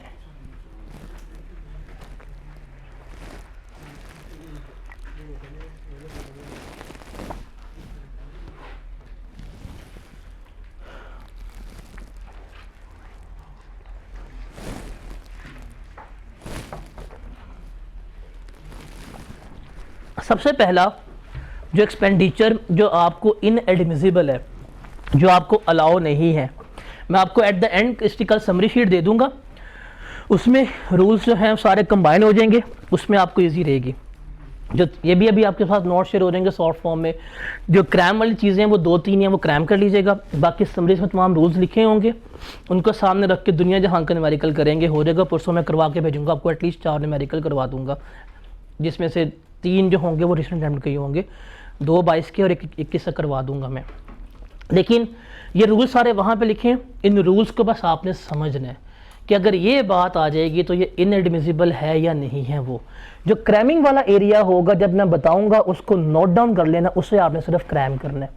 अब यहाँ पे जितनी हम बात करने लगे हैं समझने वाली है कि ये अगर काम है तो ये इनएडमिसिबल है या नहीं है, उसको देखना है। सबसे पहले कि जो टैक्स वगैरह हम पे कर रहे होते हैं, अब देखिए अकाउंटेंट भाई साहब जो होंगे ना, अकाउंटेंट जब उसने ये प्रॉफिट एंड लॉस अकाउंट बनाया होगा ना, तो उसने जो टैक्स भी पे किया होगा ना, उसने वो यहाँ पे लेस करवाया होगा। फॉर एग्जांपल अगर कोई प्रॉपर्टी डिस्पोज की, उसके ऊपर टैक्स पे किया होगा ना, अकाउंटेंट ने यहाँ पे क्या किया होगा, उसको एक्सपेंस शो किया होगा। कोई डोनेशन थी ना, अकाउंटेंट ने यहाँ पे भी क्या किया होगा, उसको एक्सपेंस शो किया होगा। कोई उसने फॉरेन गेन कमाया, उसके ऊपर टैक्स पे किया, उसने वो क्या किया होगा, यहाँ पे एक्सपेंस शो किया होगा। टैक्स वाले कहते हैं कि वो तमाम टैक्सेस जो आपने पे कर दिए हैं या पेएबल है, जो आपके प्रॉफिट्स के ऊपर या आपके गेन्स के ऊपर बेस कर रहे हैं, वो आपके हमेशा इनएडमिसिबल होते हैं, वो आपको अलाउ नहीं होते। वो तमाम एक्सपेंसेस जो आपके प्रॉफिट्स के ऊपर या गेन्स के ऊपर बेस कर रहे हैं, वो हमेशा क्या होते हैं, इनएडमिसिबल होते हैं, वो आपको अलाउ नहीं होते। इसका मतलब क्या है कि आप इन टैक्सेस को अपना बिजनेस एक्सपेंस के तौर पर कभी भी क्लेम नहीं कर सकते। आप क्या करेंगे, जब आप अपना रिटर्न जमा करवा रहे होंगे वहाँ पे जाके इनको अपना विद होल्डिंग टैक्स में एडजस्ट करवा लेंगे, लेकिन आप कभी भी इन्हें अपना बिजनेस एक्सपेंस के तौर के ऊपर क्लेम नहीं कर सकते। पहला तो ये आता है, और ये पेपर पे पॉइंट होता है। पेपर में ये एक आधा पॉइंट, एक आधी एडजस्टमेंट लाजमी होगी। कह देगा जी बिजनेस ने प्रॉपर्टी डिस्पोज की थी, उस प्रॉपर्टी के ऊपर उसने इतना टैक्स पे किया था, अकाउंटेंट ने लेस करवा दिया। आप क्या करेंगे, ऐड बैक कर देंगे। ऐड बैक करने के बाद जब आप अपनी टैक्स लायबिलिटी निकालेंगे, तो टैक्स लायबिलिटी निकालने के बाद वहाँ पे जाके एंड पे आप क्या करेंगे, उसको अपना एडवांस टैक्स के तौर के ऊपर क्लेम कर रहे होंगे। ये बिजनेस एक्सपेंस क्लेम नहीं होता, बल्कि ये कहाँ पे एडजस्ट हो रहा होता है, ये टैक्स में से एडजस्ट हो रहा होता है जो आपने टैक्स पे किया होता है। ये चीज़ आपने याद रखनी है। जैसे एग्जाम्पल है इसकी, अगर आप कोई टैक्स पे कर रहे हैं रिटर्न फाइल करते हुए, वो कभी भी आपको बिजनेस एक्सपेंस के तौर के ऊपर क्लेम नहीं हो सकता। जो इनलैंड रेवेन्यू ने, जो कमिश्नर ने आपका टैक्स असेस किया हुआ है, आप उसे कभी एक्सपेंस के तौर के ऊपर क्लेम नहीं कर सकते। जो सेल्स टैक्स आप क्लेम करके बैठे हैं एज इनपुट टैक्स, आप उसे कभी भी अपना एक्सपेंस के तौर के ऊपर क्लेम नहीं कर सकते। जो आपने फॉरेन इनकम के ऊपर टैक्स पे किया है, आप इससे भी कभी अपना एक्सपेंस क्लेम नहीं कर सकते। ये टैक्सेस तो आपने पे किए होंगे, बट आप इनको अपने विद होल्डिंग टैक्स में जाके एडजस्ट करवा लेंगे जब आप टैक्सेशन कर रहे होंगे। ये आपका बिजनेस एक्सपेंस नहीं है। एक्सपेंसेस कौन से क्लेम कर सकते हैं बिजनेस में? जो प्रॉफिट्स के ऊपर या गेन्स के ऊपर टैक्स बेस नहीं कर रहे, जैसे custom tax, road tax, token tax हो गया, टोल टैक्स हो गया, प्रॉपर्टी टैक्स जो आप लोकल अथॉरिटीज़ को पे कर रहे हैं, ये हो गया। ये वो टैक्सेस हैं जो बेस कर रहे हैं आपके उन रेलेवेंट ट्रांजैक्शंस के ऊपर, ना कि इनकम के ऊपर, ना कि प्रॉफिट्स के ऊपर। इन्हें आप एक्सपेंस के तौर पर क्लेम कर सकते हैं, लेकिन वो तमाम टैक्सेस जो प्रॉफिट या गेंस के ऊपर बेस कर रहे हैं, आप उन्हें कभी भी क्लेम नहीं कर सकते। ये चीज़ जो है वो आपने अपने माइंड में रखनी है, ठीक है। उसके अलावा अगर आपने कोई अमाउंट अर्न की है और उसमें से आपका टैक्स विदहेल्ड हो गया है, जो टैक्स विदहेल्ड हुआ है आप उससे भी अपना एक्सपेंस नहीं कह सकते। मतलब आपने 1 लाख रुपया कमाया, आपको 1 लाख रुपये की अमाउंट रिसीव हुई है और उसमें से उसने 5,000 रुपया टैक्स विदहेल्ड करके आपको 95,000 पे किया है, आप कभी भी नहीं कहेंगे कि मेरी इनकम 95,000 है। आप ये कभी भी नहीं कह सकते। आपकी इनकम कितनी होगी? 1 लाख ही कंसिडर होगी। ये जो उसने आपका टैक्स यहाँ पे विदहेल्ड किया है, आप इसे जाके कहाँ पे एडजस्ट करवा रहे होंगे? विद होल्डिंग टैक्स में आप इसे एडजस्ट करवा रहे होंगे, ठीक है। उसके अलावा अगर आपने कोई पेमेंट करनी थी, ये वाला पॉइंट पेपर में टेस्ट कर रहा है आजकल, इस सेक्शन को पेपर में पूछ रहा है। अगर आपने कोई पेमेंट करनी थी और आपको कहा गया था पेमेंट करते हुए टैक्स जो है वो आपने विदहेल्ड कर लेना है। आपने कोई भी पेमेंट करनी थी, आपको कहा गया था कि टैक्स वो पेमेंट करते हुए आपने टैक्स को विदहेल्ड करके टैक्स काट के पेमेंट करनी है। अगर आपने टैक्स काट के पेमेंट किया, इसका मतलब आपने कंप्लायंस की है, आपको कुछ भी नहीं कहा जाएगा। लेकिन अगर आपने टैक्स नहीं काटा और वैसी पेमेंट कर दी है ना, फिर अगर आप उस पेमेंट को एक्सपेंस के तौर पर क्लेम करने जाएंगे, वो नहीं करने देंगे। कहेंगे क्यों टैक्स नहीं काटा? तुम्हारी गलती है ना, अब तुम कभी भी उस एक्सपेंस को क्लेम नहीं कर सकते। जैसे एक बंदे की सैलरी है 6.5 लाख रुपया, अब 6 से ऊपर थी, या आपके लिए लाजमी था कि आप उसका टैक्स काटते उसकी सैलरी से, आपने नहीं काटा, आपने उसको एज इट इज़ पे कर दी है। अब आप कभी भी इसकी सैलरी को एक्सपेंस क्लेम नहीं कर सकते। तो ये चीज़ याद रखना कि अगर हम कोई भी पेमेंट कर रहे हैं, अगर उस पेमेंट के ऊपर टैक्स था, वो टैक्स अगर हमने डिडक्ट नहीं किया, हम वो एक्सपेंस को क्लेम नहीं कर सकते। अगर उस पेमेंट के ऊपर टैक्स था ही नहीं और हमने काटा भी नहीं है, तो क्या हमने कोई नॉन कंप्लायंस की किसी चीज़ की? वो तो हमें अलाउ हो जाएगी। लेकिन अगर हमने कोई टैक्स नहीं डिडक्ट किया, वो पेमेंट जो है वो हमें अलाउ नहीं होगी। आपका कंसर्न आपके साथ है, सिर्फ हमारे साथ है अभी। ये वाला पॉइंट पेपर में भी रिसेंट टेस्ट हुआ है, स्टॉक वाला। आपने इन्वेंट्री परचेज की है, इन्वेंट्री परचेज करते हैं, जब आप पेमेंट करेंगे तो इसके लिए भी आपने टैक्स विदहेल्ड करना था। अगर टैक्स विदहेल्ड होता, आपने टैक्स विदहेल्ड नहीं किया, तो जितनी इन्वेंट्री परचेज की होगी उसका 20% क्या हो जाएगा? आपको डिसअलाउ हो जाएगा, आपको ऐड बैक हो जाएगा। मतलब अगर आपने 2 लाख रुपए का स्टॉक परचेज किया, अंडर सेक्शन 153 सब क्लोज 1 के तहत आपने टैक्स काटना होता है। कंपनी है 4.5%, इंडिविजुअल है तो 10% टैक्स काटना होता है। आपने टैक्स विदहेल्ड नहीं किया, आपने एज इट इज़ पेमेंट कर दी इस बंदे को। अब टैक्स वाले कहेंगे हाँ भाई पेमेंट किसको की है? 2 लाख रुपए की। जी वेंडर को पेमेंट की है, इससे स्टॉक लिया था, उसका टैक्स काटा है? नहीं काटा, ठीक है। ये 2 लाख है, इसका 20% कितना बनेगा? 40,000। ये क्या कर दिया जाएगा? आपको डिसअलाउ कर दिया जाएगा, ये ऐड बैक कर दिया जाएगा। क्यों? तुमने टैक्स डिडक्ट नहीं किया। तो इन्वेंट्री के केस में कितना टैक्स होता है हमें डिसअलाउ? 20% एक्सपेंस जो है वो हमें क्या हो जाता है? डिसअलाउ हो जाता है। फिर यहाँ पे इन्होंने एक और हमें बताया कि अगर आपने कोई एक्सपेंस पे करना था, आपने उस एक्सपेंस के ऊपर टैक्स जो है वो विदहेल्ड नहीं किया, तो क्या आपको वो एक्सपेंस अलाउ होगा? कोई एक्सपेंस करना था, पेमेंट कर दी है, टैक्स विदहेल्ड नहीं किया, क्या आपको एक्सपेंस अलाउ होगा? ये कहेंगे नहीं हो सकता। आप कहेंगे अगर टैक्स मैं खुद पे कर दूँ, कितना टैक्स था जी, इतना था, ये टैक्स पकड़ लो। अगर आप अपनी पॉकेट से टैक्स पे करके आ जाएं, क्या फिर हो सकता है लेस? कहेगा यस। आपने टैक्स नहीं काटा, ओके, आपने वो टैक्स अपनी पॉकेट से पे कर दिया है, तो ठीक है, हम क्या कर देते हैं, आपको वो अलाउ कर देते हैं। सिर्फ वो एक्सपेंस जो पॉकेट से टैक्स पे किया होगा वो कभी भी आप क्लेम नहीं कर सकते। फॉर एग्जांपल, आपने 5 लाख रुपए का रेंट पे करना था, जस्ट एज्यूमिंग दैट इस 5 लाख के ऊपर 50,000 टैक्स था जो आपने विदहेल्ड करना था। एज्यूमिंग दैट आपने विदहेल्ड नहीं किया, आप भूल गए हैं, जो भी मैटर था, इन्होंने कहा हम आपको 5 लाख क्लेम नहीं करने देंगे। आपने कहा टैक्स कितना बनता है? 50,000। आपने कहा ठीक है मैं पे कर देता हूँ, टैक्स आपने पे कर दिया। अब कहेगा ठीक है आप इसको अलाउ करवा लो, ये आपको क्लेम हो सकता है, लेकिन जो टैक्स पे किया होगा ये आप फिर भी एक्सपेंस क्लेम नहीं कर सकेंगे। Is that clear?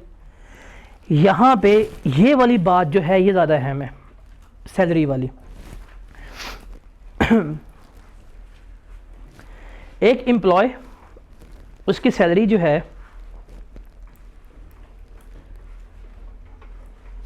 6.5 लाख है, पे कर दिया आपने, टैक्स नहीं काटा, क्या करेंगे? ये डिसअलाउ कर देंगे। आप कहेंगे यार मैं पे कर देता हूँ, ये ठीक है, आपने पे कर दिया, ये आपको एक्सपेंस अलाउ कर देंगे। कितना अलाउ करेंगे?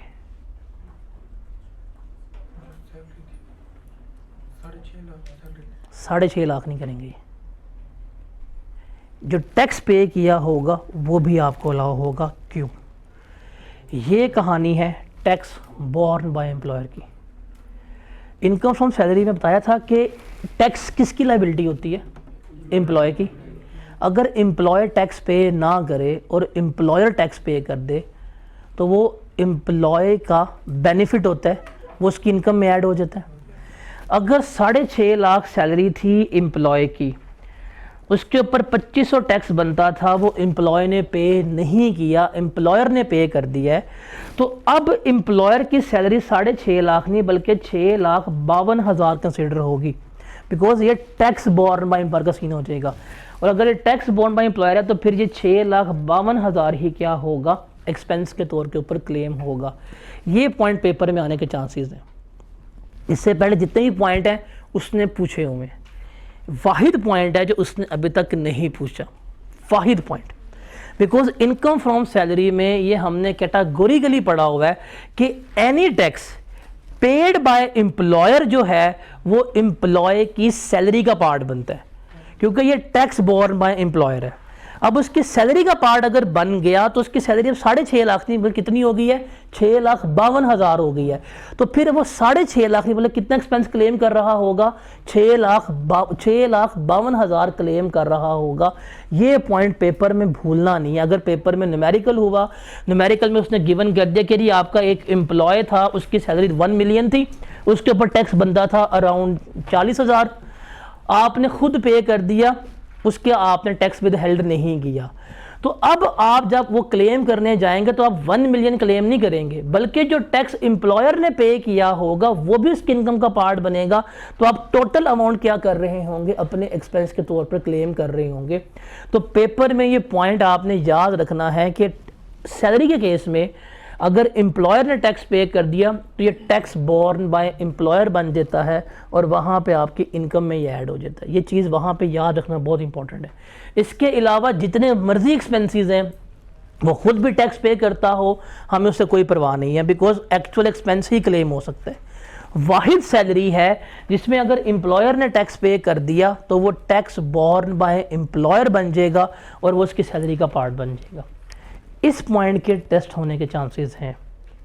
इससे पहले जितने भी पॉइंट्स थे वो पूछ चुका हुआ है, स्टॉक पूछ गया हुआ है, प्रॉफिट्स का टैक्स पूछ गया हुआ है, जिसके ऊपर आपने टैक्स डिडक्ट नहीं किया वो पूछ गया हुआ है। सैलरी वाला पॉइंट इसमें याद है।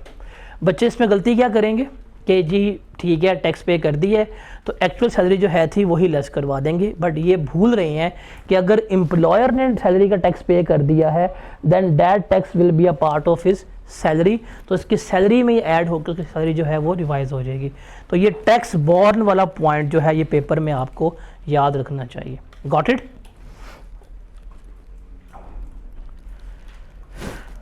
उसके अलावा सेल्स टैक्स में जो आपके पास रिटेल आइटम्स हैं, अगर आप रिटेल आइटम्स वगैरह बेच रहे हैं तो ये कमीशंस वगैरह पे करते हैं, ख़ासतौर पे जो मैन्युफैक्चरर होते हैं काफ़ी ज़्यादा कमीशंस पे कर रहे होते हैं अपनी आइटम्स को बेचने के लिए। तो उसके ऊपर जो कमीशंस पे कर रहे होते हैं, इनको कमीशन के लिए भी हमने लिमिट लगा दी है। इन्हें कह दिया कि अगर आप किसी ऐसे बंदे को सप्लाई कर रहे हैं जो बंदा रजिस्टर्ड है, जिसका नाम ATL में आ रहा है, एक्टिव टैक्स पेयर लिस्ट में शामिल है, उसे जितनी भी कमीशन पे करो आपको अलाउ है, हम आपको डिसअलाउ नहीं करेंगे। आप अपनी थर्ड स्केड्यूल आइटम किसी ऐसे बंदे को सेल्स कर रहे हैं जिसका नाम ATL में है और उसको आप कमीशन भी पे कर रहे हैं, जितनी मर्जी कमीशन पे करें आपको अलाउ है, आपको कोई चीज़ डिसअलाउ नहीं होगी।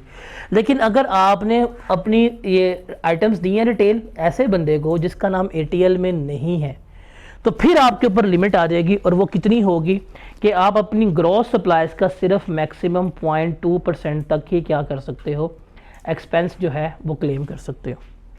उससे जो ऊपर होगा वो आप कभी भी क्लेम नहीं कर सकेंगे। जैसे यहाँ पे है example, mister Akhtar Lava is selling juice products in third schedule of sales tax act 1990। उसने सेल्स की हैं 5 मिलियन की, कमीशन पे की है 1.5 लाख की। हमने उसकी इनकम कैलकुलेट करनी है अजम्पशन लेते हुए अगर उसका नाम ATL में है या उसका नाम ATL में नहीं है। फिर अगर ATL में उसका नाम है, एक्टिव टैक्स पेयर लिस्ट में उसका नाम आ रहा है, बिकॉज अगर वो फाइलर है तो फिर क्या करना पड़ेगा, फिर तो कहानी बड़ी सिंपल सी है। उसकी हम सेल्स ले लेंगे, सेल्स कितनी आई है 5 मिलियन की, उसने कमीशन कितनी पे की है 1.5 लाख की, वो इसको सारी की सारी अलाउ हो जाएगी। हम लेस करवा लेंगे तो 4850,000 क्या बनेंगे, इसकी नेट इनकम बन रही होगी, क्योंकि इसका नाम ATL में है, इसको 7 खून माफ़ है।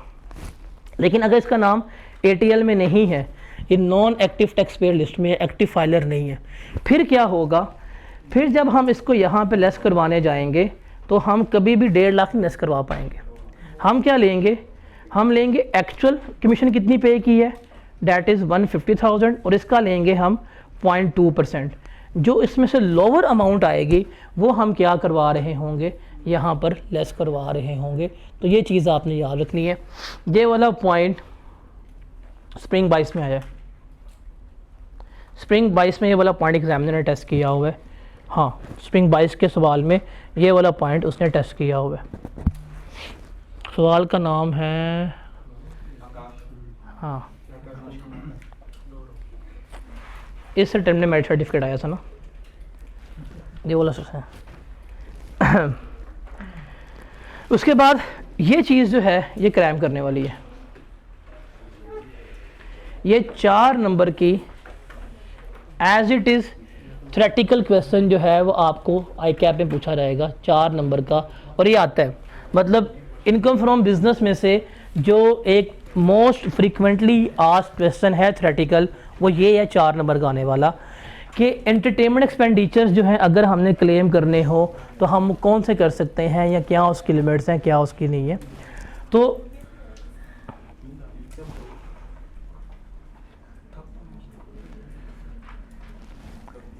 अगर आपने एक्सपेंसेस क्लेम करने हैं ऑन द एंटरटेनमेंट, तो अगर ये क्राइटेरिया के मुताबिक हो रहे हैं तो आप क्या कर सकते हैं, इन्हें क्लेम कर सकते हैं। कौन कौन से, कि अगर आपने एक्सपेंडिचर इनकर्ड किए हैं आउटसाइड पाकिस्तान,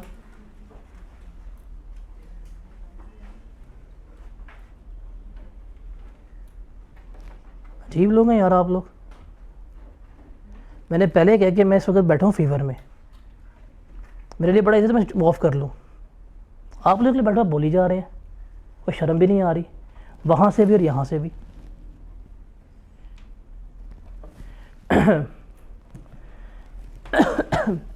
कहते हैं कोई भी एक्सपेंसेस आपने किए हैं for driving income from business जिनका कनेक्शन आपकी एंटरटेनमेंट के साथ है, आप उन्हें क्लेम कर सकते हैं। वो लिमिट्स क्या है, वो क्राइटेरिया क्या है, वो ये उसने हमें यहाँ पे गिवन किया हुआ है कि अगर आपने ये एक्सपेंडिचर्स किए हैं on the entertainment of your foreign customers या फॉरेन डेलीगेशंस उस मुल्क से बाहर, या आपके हेड ऑफिस ने कोई एक्सपेंसेस एलोकेट कर दिए कि यार ये उस मुल्क में जाके आप कर लीजिएगा, वो क्या कर सकते हैं, आप क्लेम कर सकते हैं। उसके अलावा अगर पाकिस्तान में आपने इनकर की हैं on entertainment of a foreign delegation या फॉरेन कस्टमर्स, या जो कस्टमर्स या क्लाइंट्स हैं जो आपके बिज़नेस प्रेमिसेस पे आ रहे हैं, उनकी एंटरटेनमेंट पे आप एक्सपेंसेस वगैरह की हैं वो क्लेम कर सकते हैं। या ये शेयर होल्डर्स की मीटिंग हो रही है, डायरेक्टर्स की मीटिंग हो रही है, एजीएम हो रही है, क्रेडिटर्स की मीटिंग हो रही है, एम्प्लॉयज़ की मीटिंग हो रही है, इनके ऊपर आपने खर्चे वगैरह किए हैं, उनकी एंटरटेनमेंट पे खाने वगैरह के ऊपर वो क्लेम कर सकते हैं। या अगर आपने कोई ब्रांचेस वगैरह ओपन कर रहे हैं उसके ऊपर आपके एक्सपेंसेस हो रहे हैं on first day, on clients entertainment वगैरह, तो ये क्या कर सकते हैं, आप इन्हें क्लेम कर सकते हैं। तो ये एज इट इज़ है, इसको आपने रट्टा मारना है। 4-5 पॉइंट है और ये 4 नंबर का उसने मल्टीपल टाइम पूछा हुआ है। मतलब ये एंटरटेनमेंट एक्सपेंडिचर पास पेपर में कोई 4 से 5 दफ़ा पूछ चुका हुआ है कि बताएं जी कौन सी कंडीशंस हैं जिसमें क्लेम हो सकते हैं, या वो बताएं कौन सी कंडीशन है जिनकी वायलेशन अगर हम कर दें तो हम एक्सपेंसेस क्लेम नहीं कर सकते। तो ये है, ये पहला आपको बता रहा हूँ जिसको आपने क्रैम करना है एज इट इज़, जिसको रटा मारना है। ये 4 पॉइंट्स हैं, ठीक है। हम 10 मिनट का ब्रेक करते हैं, ये क्रैम हो जाएगा। यार 4 पॉइंट्स हैं, इसमें क्या करनी है कोशिश।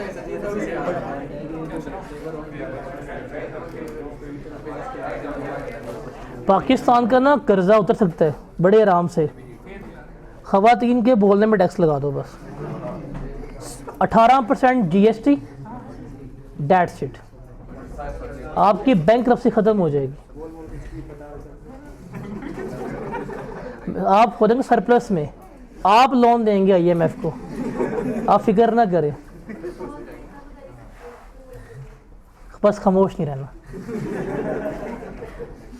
ये ज़िंदगी में हर काम कर सकते हैं सिवाय खामोश रहने पे। वो कहावत गलत साबित हो गया कि 2 ख़वातीन हो खामोश हो सकती हैं जब एक फोत हुई हो। वो तब भी बोल रही होगी कि जल्दी मर गई है, थोड़ा लेट मरती।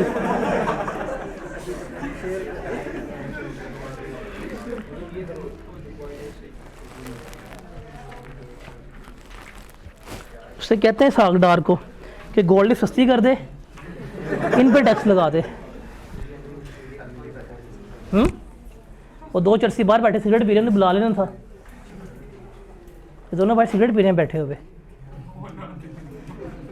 सामने जाओगे ना बाइक स्टैंड पे, सिगरेट पी रहे हैं दोनों बैठ के, इन्हें बुलाते आओगे अगर गोल्ड ख़त्म हो गए तो आ जाओ।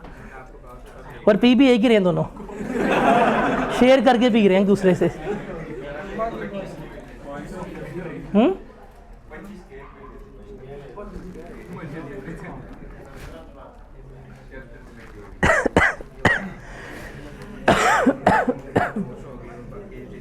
उसके बाद है कि अगर आपका प्रोविडेंट फंड जो है वो अनरिकग्नाइज्ड है, अगर उसमें कंट्रीब्यूट कर रहे हैं तो जितनी कंट्रीब्यूशन वगैरह की होगी वो आप क्लेम नहीं कर सकते। ये हम बात कर रहे हैं एम्प्लॉयर के पर्सपेक्टिव से कि अगर एम्प्लॉयर ने कोई unrecognised provident fund set out किया हुआ है, उसमें जो वो कंट्रीब्यूट वगैरह कर रहा है उस कंट्रीब्यूशन को वो क्लेम नहीं कर सकता, उसको एक्सपेंस अलाउ नहीं होगा। लेकिन अगर प्रोविडेंट फंड रिकग्नाइज्ड है, उसमें से जो कंट्रीब्यूट कर रहा होगा वो क्या हो सकता है, वो उसे क्लेम कर सकता है। उसके अलावा कि अगर एम्प्लॉयर जो है वो अप्रूव ग्रेच्युटी फंड में या अप्रूव पेंशन फंड में या अप्रूव इन्वेस्टमेंट फंड में जितना मर्जी कंट्रीब्यूट पहले कर सकता था, लिमिट नहीं थी, अब लिमिट लगा दी गई है कि टोटल फंड का वो मैक्सिमम 50% तक ही कंट्रीब्यूट कर सकते हैं।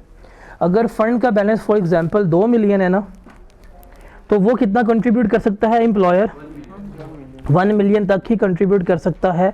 अगर 1 मिलियन तक कंट्रीब्यूट करेगा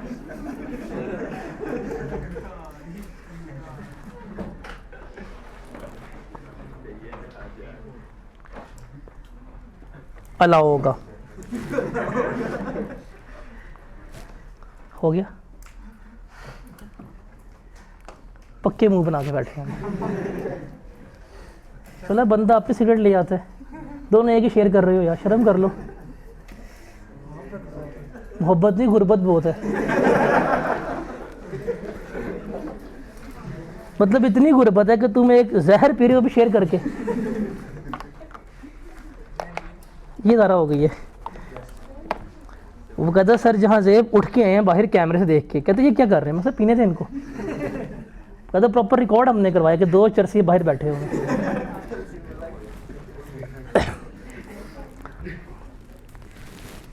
अलाउ हो जाएगा।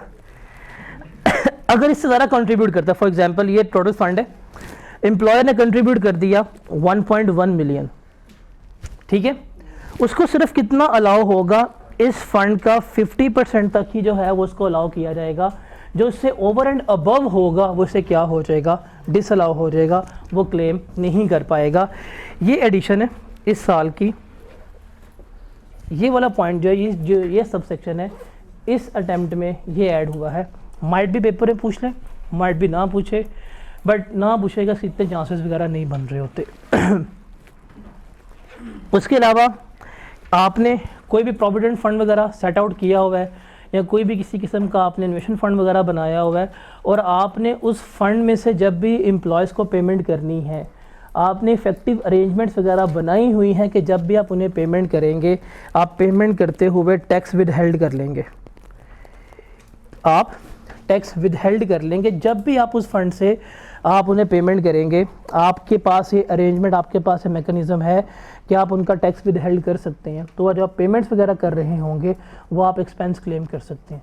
बट अगर आपकी इफेक्टिव अरेंजमेंट्स नहीं हैं टैक्स विद हेल्ड करने के लिए, तो आप फिर ये एक्सपेंस क्लेम नहीं कर पाएंगे। ये 3 पॉइंट आपस में इंटरलिंक्ड है, ये ज़रा आपने देख लेने हैं।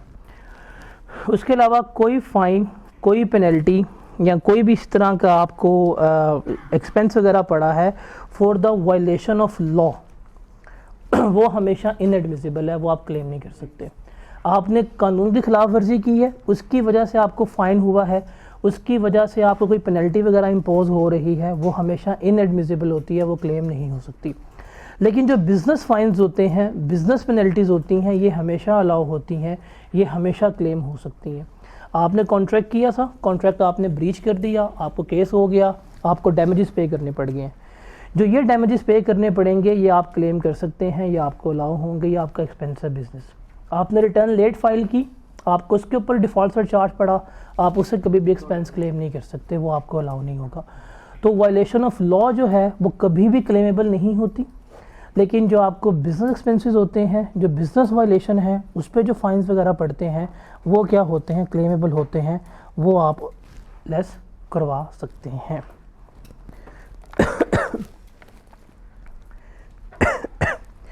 उसके अलावा जो पर्सनल एक्सपेंडिचर्स हैं, ये भी कभी भी आपको एक्सपेंस के तौर पे अलाउ नहीं होते। पर्सनल एक्सपेंडिचर्स कर लें या अपने पर्सनल अकाउंट से कोई बिज़नेस से एक्सपेंस कर दें, ये दोनों अलाउ नहीं होते। बिज़नेस के अकाउंट से पर्सनल एक्सपेंस कर दें या पर्सनल अकाउंट से कोई बिज़नेस एक्सपेंस कर दें, ये दोनों अलाउ नहीं होते, आप कभी भी क्लेम नहीं कर सकते। उसके अलावा कोई भी अमाउंट आपने रिज़र्व फंड में लेके गए हुए हैं, कैपिटलाइज की हुई है, आप उसे भी कभी भी एक्सपेंस आउट नहीं कर सकते। आपने सिंकिंग फंड्स वगैरह बनाए होते हैं, अमाउंट रिजर्व्स में रखी हुई हैं, आप उन्हें कभी भी क्लेम नहीं कर सकते। सिमिलरली जो आपने प्रोविजंस वगैरह क्रिएट की होती हैं, वो भी क्या होती हैं, डिसअलाउड होती हैं। जितनी भी प्रोविजंस हैं वो सारी की सारी क्या हैं, डिसअलाउड है। आप कभी भी उन्हें एक्सपेंस के तौर के ऊपर क्लेम नहीं कर सकते। उसके अलावा ये वाला पॉइंट जो है ये लिंक कर रहा है एओपी के साथ। वैसे एओपी आप लोगों ने इसको इतना बड़ा मुश्किल चीज़ बनाई होती है कि एओपी नहीं आती, एओपी नहीं आती। एओपी की कैलकुलेशन और बिजनेस की कैलकुलेशन सारी सेम है, सिर्फ एक एडिशनल स्टेप परफॉर्म करना होता है, वो है मेंबर्स की टैक्सेशन का, नॉट फॉर एओपी। एओपी की टैक्सेशन, बिजनेस की टैक्सेशन सारा कुछ सेम है। वो मेंबर्स की टैक्सेशन में एक हमें एडिशनल स्टेप परफॉर्म करना होता है, उसके अलावा कोई डिफरेंस नहीं है। वो हम शायद कल कर रहे होंगे।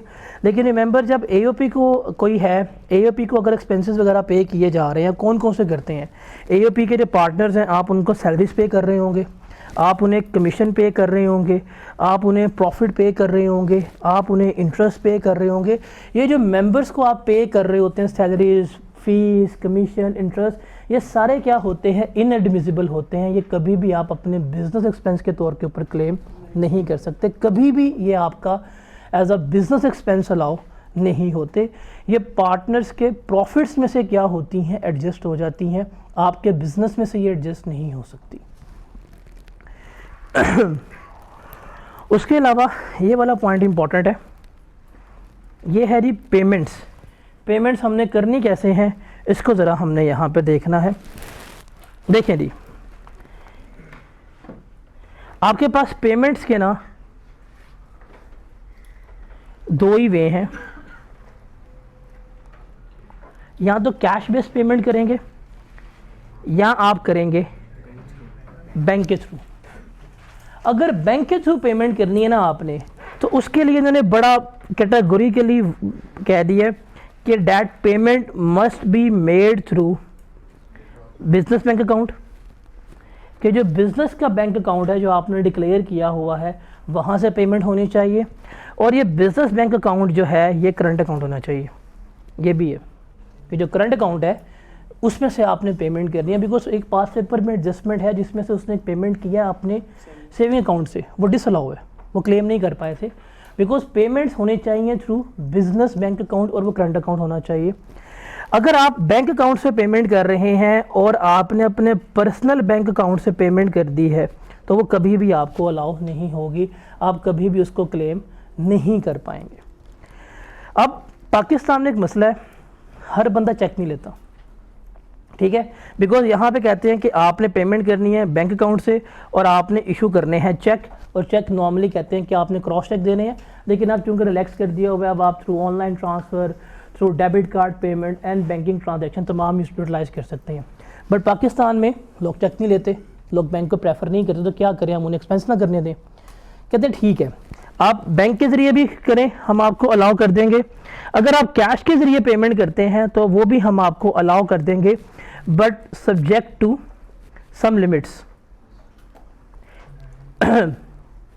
कुछ लिमिट्स हैं, उसके तहत अगर आप कैश में पेमेंट करेंगे तो वो आपको अलाउ हो जाएगी, अदरवाइज नहीं। पहला क्या है कि अगर आपने कोई भी एक्सपेंडिचर्स किए हैं, बिल्स के ऊपर, फ्रेट पे किया है, ट्रैवल फेयर पे किया है, पोस्टेज के एक्सपेंसेस पे कर रहे हैं, टैक्सेस, ड्यूटीज़, फ़ी, फाइन्स या कोई भी स्टैट्यूटरी ऑब्लिगेशंस जो हैं अगर आप वो पे कर रहे हैं, ये कैश में आप पे कर सकते हैं, और जितना भी हो आप कैश में पे कर दें, आपको क्या हो जाएगा, अलाउ हो जाएगा। इसके ऊपर कोई लिमिट नहीं है। ये वो एक्सपेंसेस हैं जो कैश जितने मर्जी आप पे कर सकते हैं, ये क्या होंगे, आपको अलाउ होंगे, कोई चीज़ आपको डिसअलाउ नहीं की जाएगी। इसके अलावा कोई अगर आपने एक्सपेंस पे करना है तो सिंगल पेमेंट जो है वो 25,000 तक की क्या कर सकते हैं, आप कैश में पे कर सकते हैं। कोई भी सिंगल पेमेंट 25,000 तक की आप कैश में पे कर सकते हैं, आपको अलाउ है। और अगर आपने कोई हेड ऑफ अकाउंट मेंटेन किया हुआ है तो अगर उसका हेड ऑफ अकाउंट का एग्रीगेट बैलेंस 250 तक है, 2.5 लाख तक, तो आप उसमें से अगर एक आधी पेमेंट आपकी 25,000 से अबव कैश पे होगी है तो वो क्या हो सकती है, आपको अलाउ हो सकती है। जैसे एग्जांपल लेते हैं, आपने एक अकाउंट मेंटेन किया हुआ है स्टेशनरी का, जनवरी आपने पेमेंट की 20,000 रुपये की, और ये आपने पेमेंट्स की हैं कैश में। फेब में पेमेंट की आपने 22,000 रुपये की, मार्च में पेमेंट की 25,000 रुपये की, अप्रैल में पेमेंट फिर की 25,000 रुपये की, मई में पेमेंट कर दिया आपने 27,000 की, जून में पेमेंट कर दिया आपने 32,000 की, जुलाई में पेमेंट कर दिया आपने 10,000 की, एंड सो ऑन आपने पेमेंट की। अब आपके पास आ गए कि भाईजान पेमेंट्स की हैं, ये पेमेंट्स की हैं, कैश में पे की है कि बैंक के ज़रिए पे की है, कैश में पेमेंट की है। वन टाइम पेमेंट जो है ये आपने करनी थी 25,000 तक की कैश में, आपने दो पेमेंट ऐसी हैं जो 25,000 से ऊपर पे की हैं कैश में, क्या ये डिसअलाउ हो जाएंगी? कहेगा नहीं, कहेगा रुको ज़रा, ये जो आपने अकाउंट मेंटेन किया हुआ है इसका एग्रीगेट बैलेंस देखो कितना बनता है, कितना बनता है 161। अगर अकाउंट का एग्रीगेट बैलेंस 2.5 लाख तक है तो उसमें अगर आपकी कोई भी पेमेंट्स 25,000 से ऊपर की कैश में हो भी गई हैं तो वो डिसअलाउ नहीं होंगी, बल्कि अलाउ हैं। आप क्या कर सकते हैं, आप इन्हें क्लेम कर सकते हैं। अगर ये लेट्स टेक एन एग्जांपल, ये 161 नहीं बल्कि 261 बनता, अगर 261 बनता तो फिर जितनी पेमेंट हमारी 25,000 से ऊपर होनी थी सिर्फ हमें वो क्या हो जानी थी, डिसअलाउ हो जानी थी, बाकी जो है वो हमें सारी की सारी अलाउ हो जानी थी। तो वन टाइम पेमेंट 25,000, अगर कोई एग्रीगेट अकाउंट है उसका बैलेंस 2.5 लाख तक होना चाहिए, जितनी मर्जी पेमेंट हो कैश में वो अलाउ हो जाती है। अगर 2.5 लाख से ऊपर का बैलेंस है तो फिर क्या होगा, जितनी अमाउंट 25,000 से वायलेट की होगी वो हमें क्या हो जाएगी, डिसअलाउ हो जाएगी। जैसे एग्जांपल है कि टोटल ऑफिस एक्सपेंडिचर्स जो हैं वो कितने थे, 4.5 लाख के। All payments were made through cross cheque except 40,000 and 9,000 in cash. तो सारी पेमेंट उसने चेक में की हैं, बस एक 9,000 जो है वो उसने पे कर दिया है कैश में, और 40,000 जो है वो उसने कैश में पे कर दिया है। तो 40,000 जो है ये क्या हो जाएगा, उसको डिसअलाउ हो जाएगा। नेक्स्ट है एक्सपेंडिचर्स जो है वो 249 के हैं। तमाम पेमेंट्स जो हैं वो उसने क्या की हैं, तमाम पेमेंट्स उसने क्रॉस चेक के ज़रिए की हैं एक्सेप्ट 20,000 एंड 9,000। तो सब कुछ अकॉर्डिंग टू लिमिट्स हैं, नथिंग विल बी डिसअलाउड, कोई चीज़ भी उसको डिसअलाउ नहीं होगी। फ्रेड उसने पे किया है 1.5 लाख का, कैश में पे किया है, अलाउ होता है, नथिंग विल बी डिसअलाउ। और डायरेक्टर ऑफ कंपनी ने 1.5 लाख पे किया अपने पर्सनल बैंक अकाउंट से, तो ये क्या हो जाएगा, डिसअलाउ हो जाएगा, बिकॉज ये उससे कभी भी अलाउ नहीं होंगे। जैसे ये एग्जांपल देखें, बताएं समझ आती है कि कौन कौन सा एक्सपेंस डिसअलाउ होगा और कौन कौन सा एक्सपेंस डिसअलाउ नहीं होगा।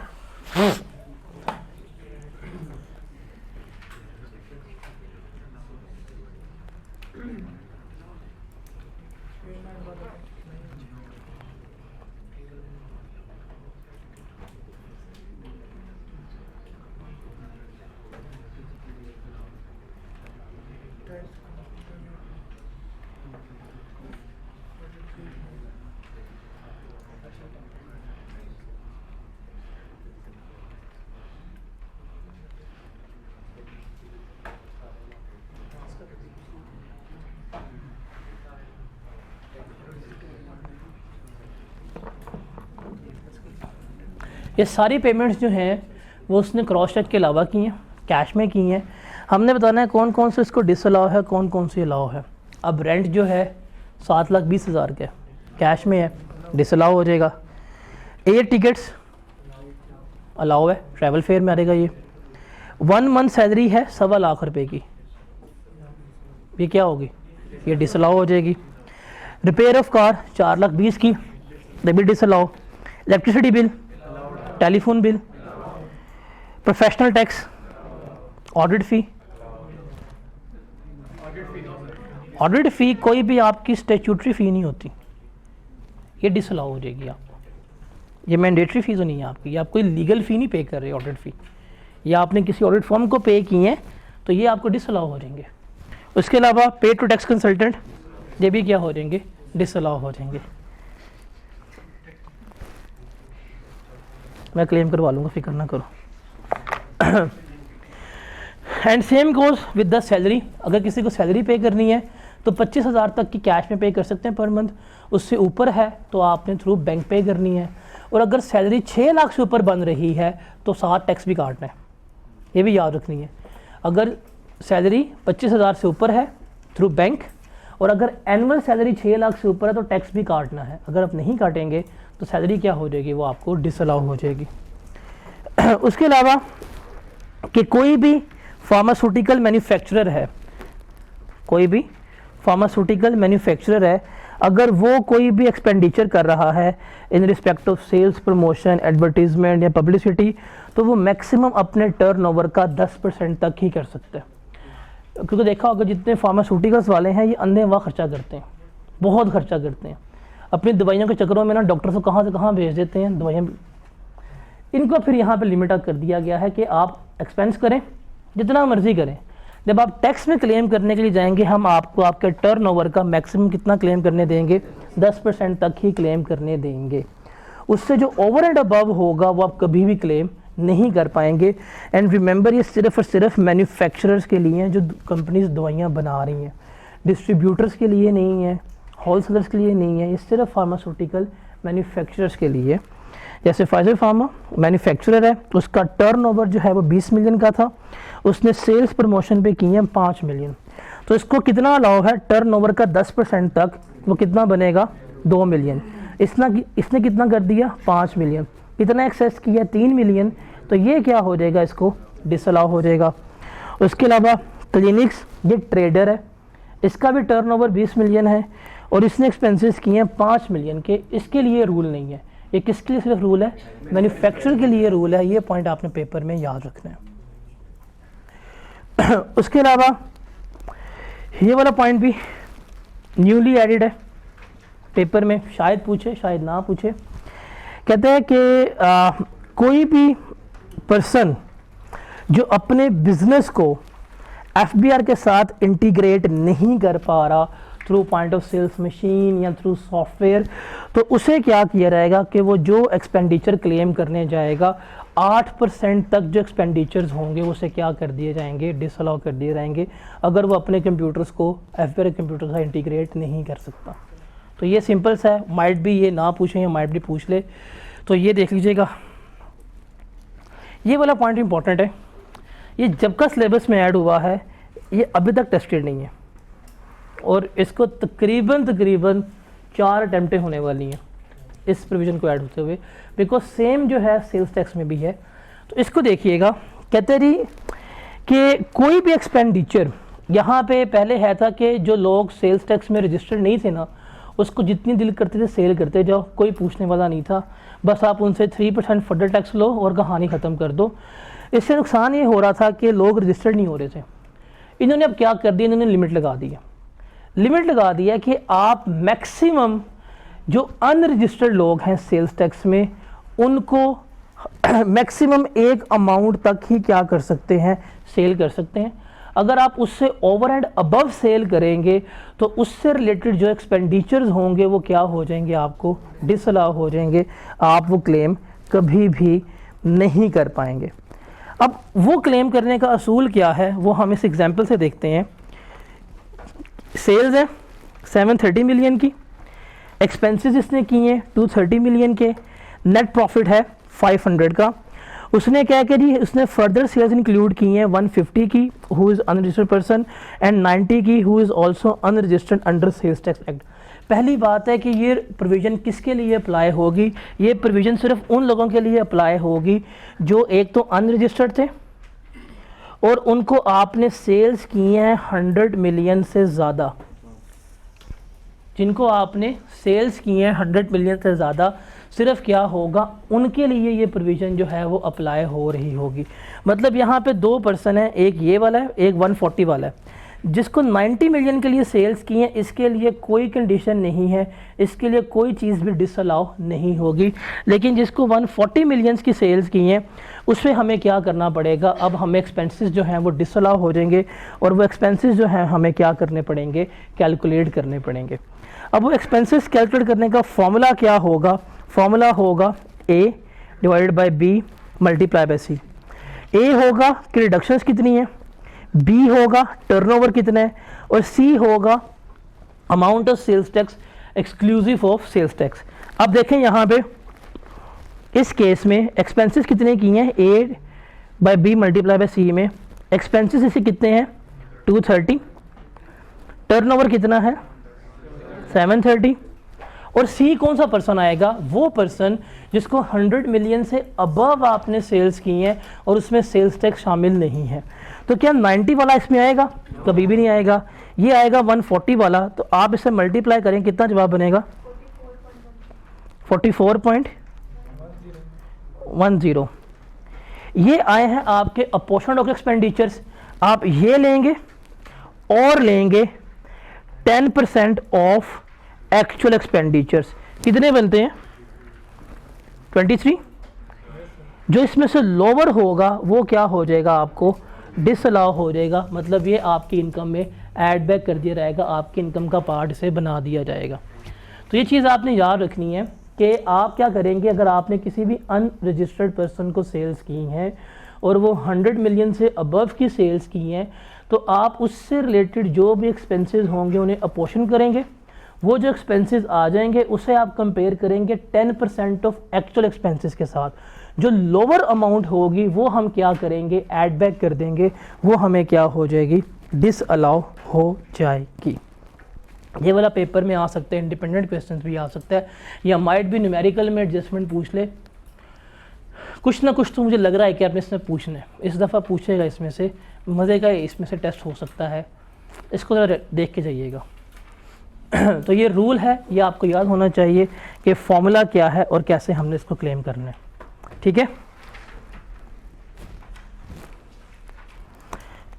ये कुछ इंपॉर्टेंट पॉइंट्स हैं, ये आपके माइंड में होने चाहिए जब भी आप न्यूमेरिकल सॉल्व कर रहे होंगे। सेक्शन नंबर 21 में से ये इंपॉर्टेंट पॉइंट्स हैं, तकरीबन हर न्यूमेरिकल में जो है ये अप्लाई हो रहे होने कि ये जो एक्सपेंसेस ऐसे होंगे जो टैक्स अथॉरिटीज़ की तरफ से कभी भी अलाउ नहीं होंगे। कौन कौन से? Accounting depreciation, accounting amortisation, accounting loss, impairment loss, revaluation loss, कभी भी अलाउ नहीं होंगे। ये क्या करनी है आपने, हमेशा ये ऐड बैक करने हैं। उसके अलावा अगर आपने कोई सिक्योरिटी डिपॉजिट जमा करवाया है, ये भी क्या होगा, आप एक्सपेंस क्लेम नहीं कर सकते क्योंकि ये रिफंडेबल्स होते हैं, ये नहीं होते। अगर आपने सिक्योरिटी डिपॉजिट जमा कराया यूटिलिटी कंपनीज़ को, ये भी आप कभी भी क्लेम नहीं कर सकते। ये सवाल आया हुआ है, आई थिंक सवाल का नाम है बदर लिमिटेड है मेरे ख्याल से, उसमें ये पॉइंट टेस्टेड है पास्ट पेपर में।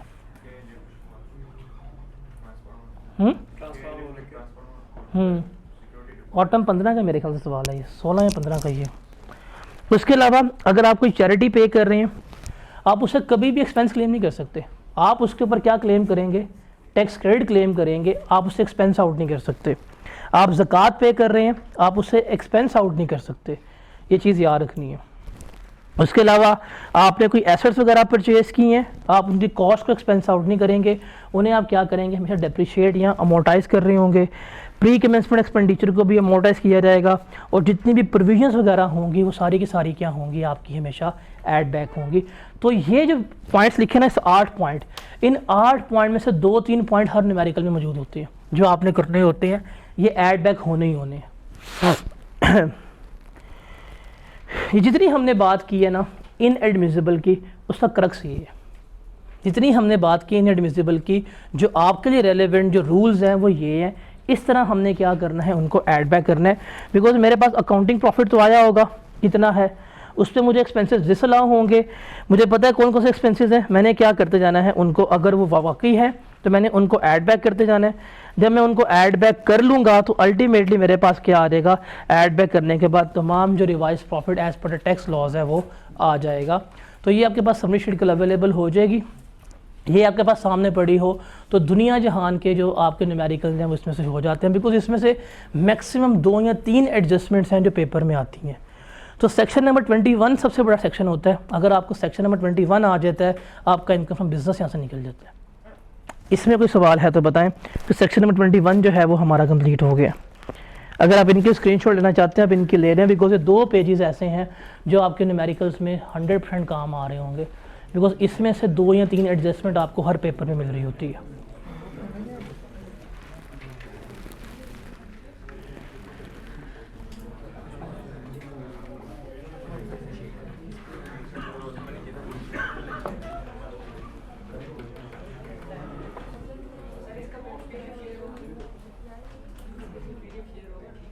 शेड है,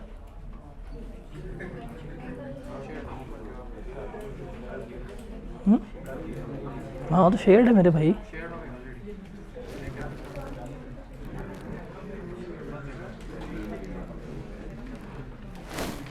आगे चले।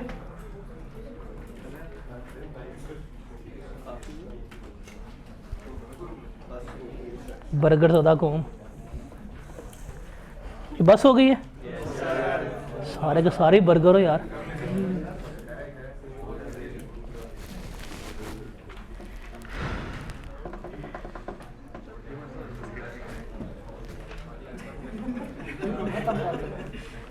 उसको चेक कर, आग लगी हुई है घर जाने की।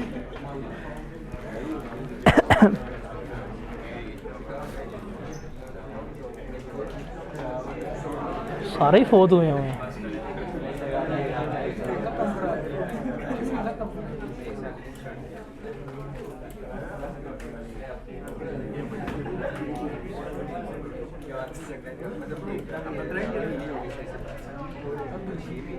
चलें बस करते। मैं खुद ज़रा अनवैल्यू इसलिए, मैं खुद थोड़ा सा अनवैल्यू इसलिए कर रहा हूँ बस।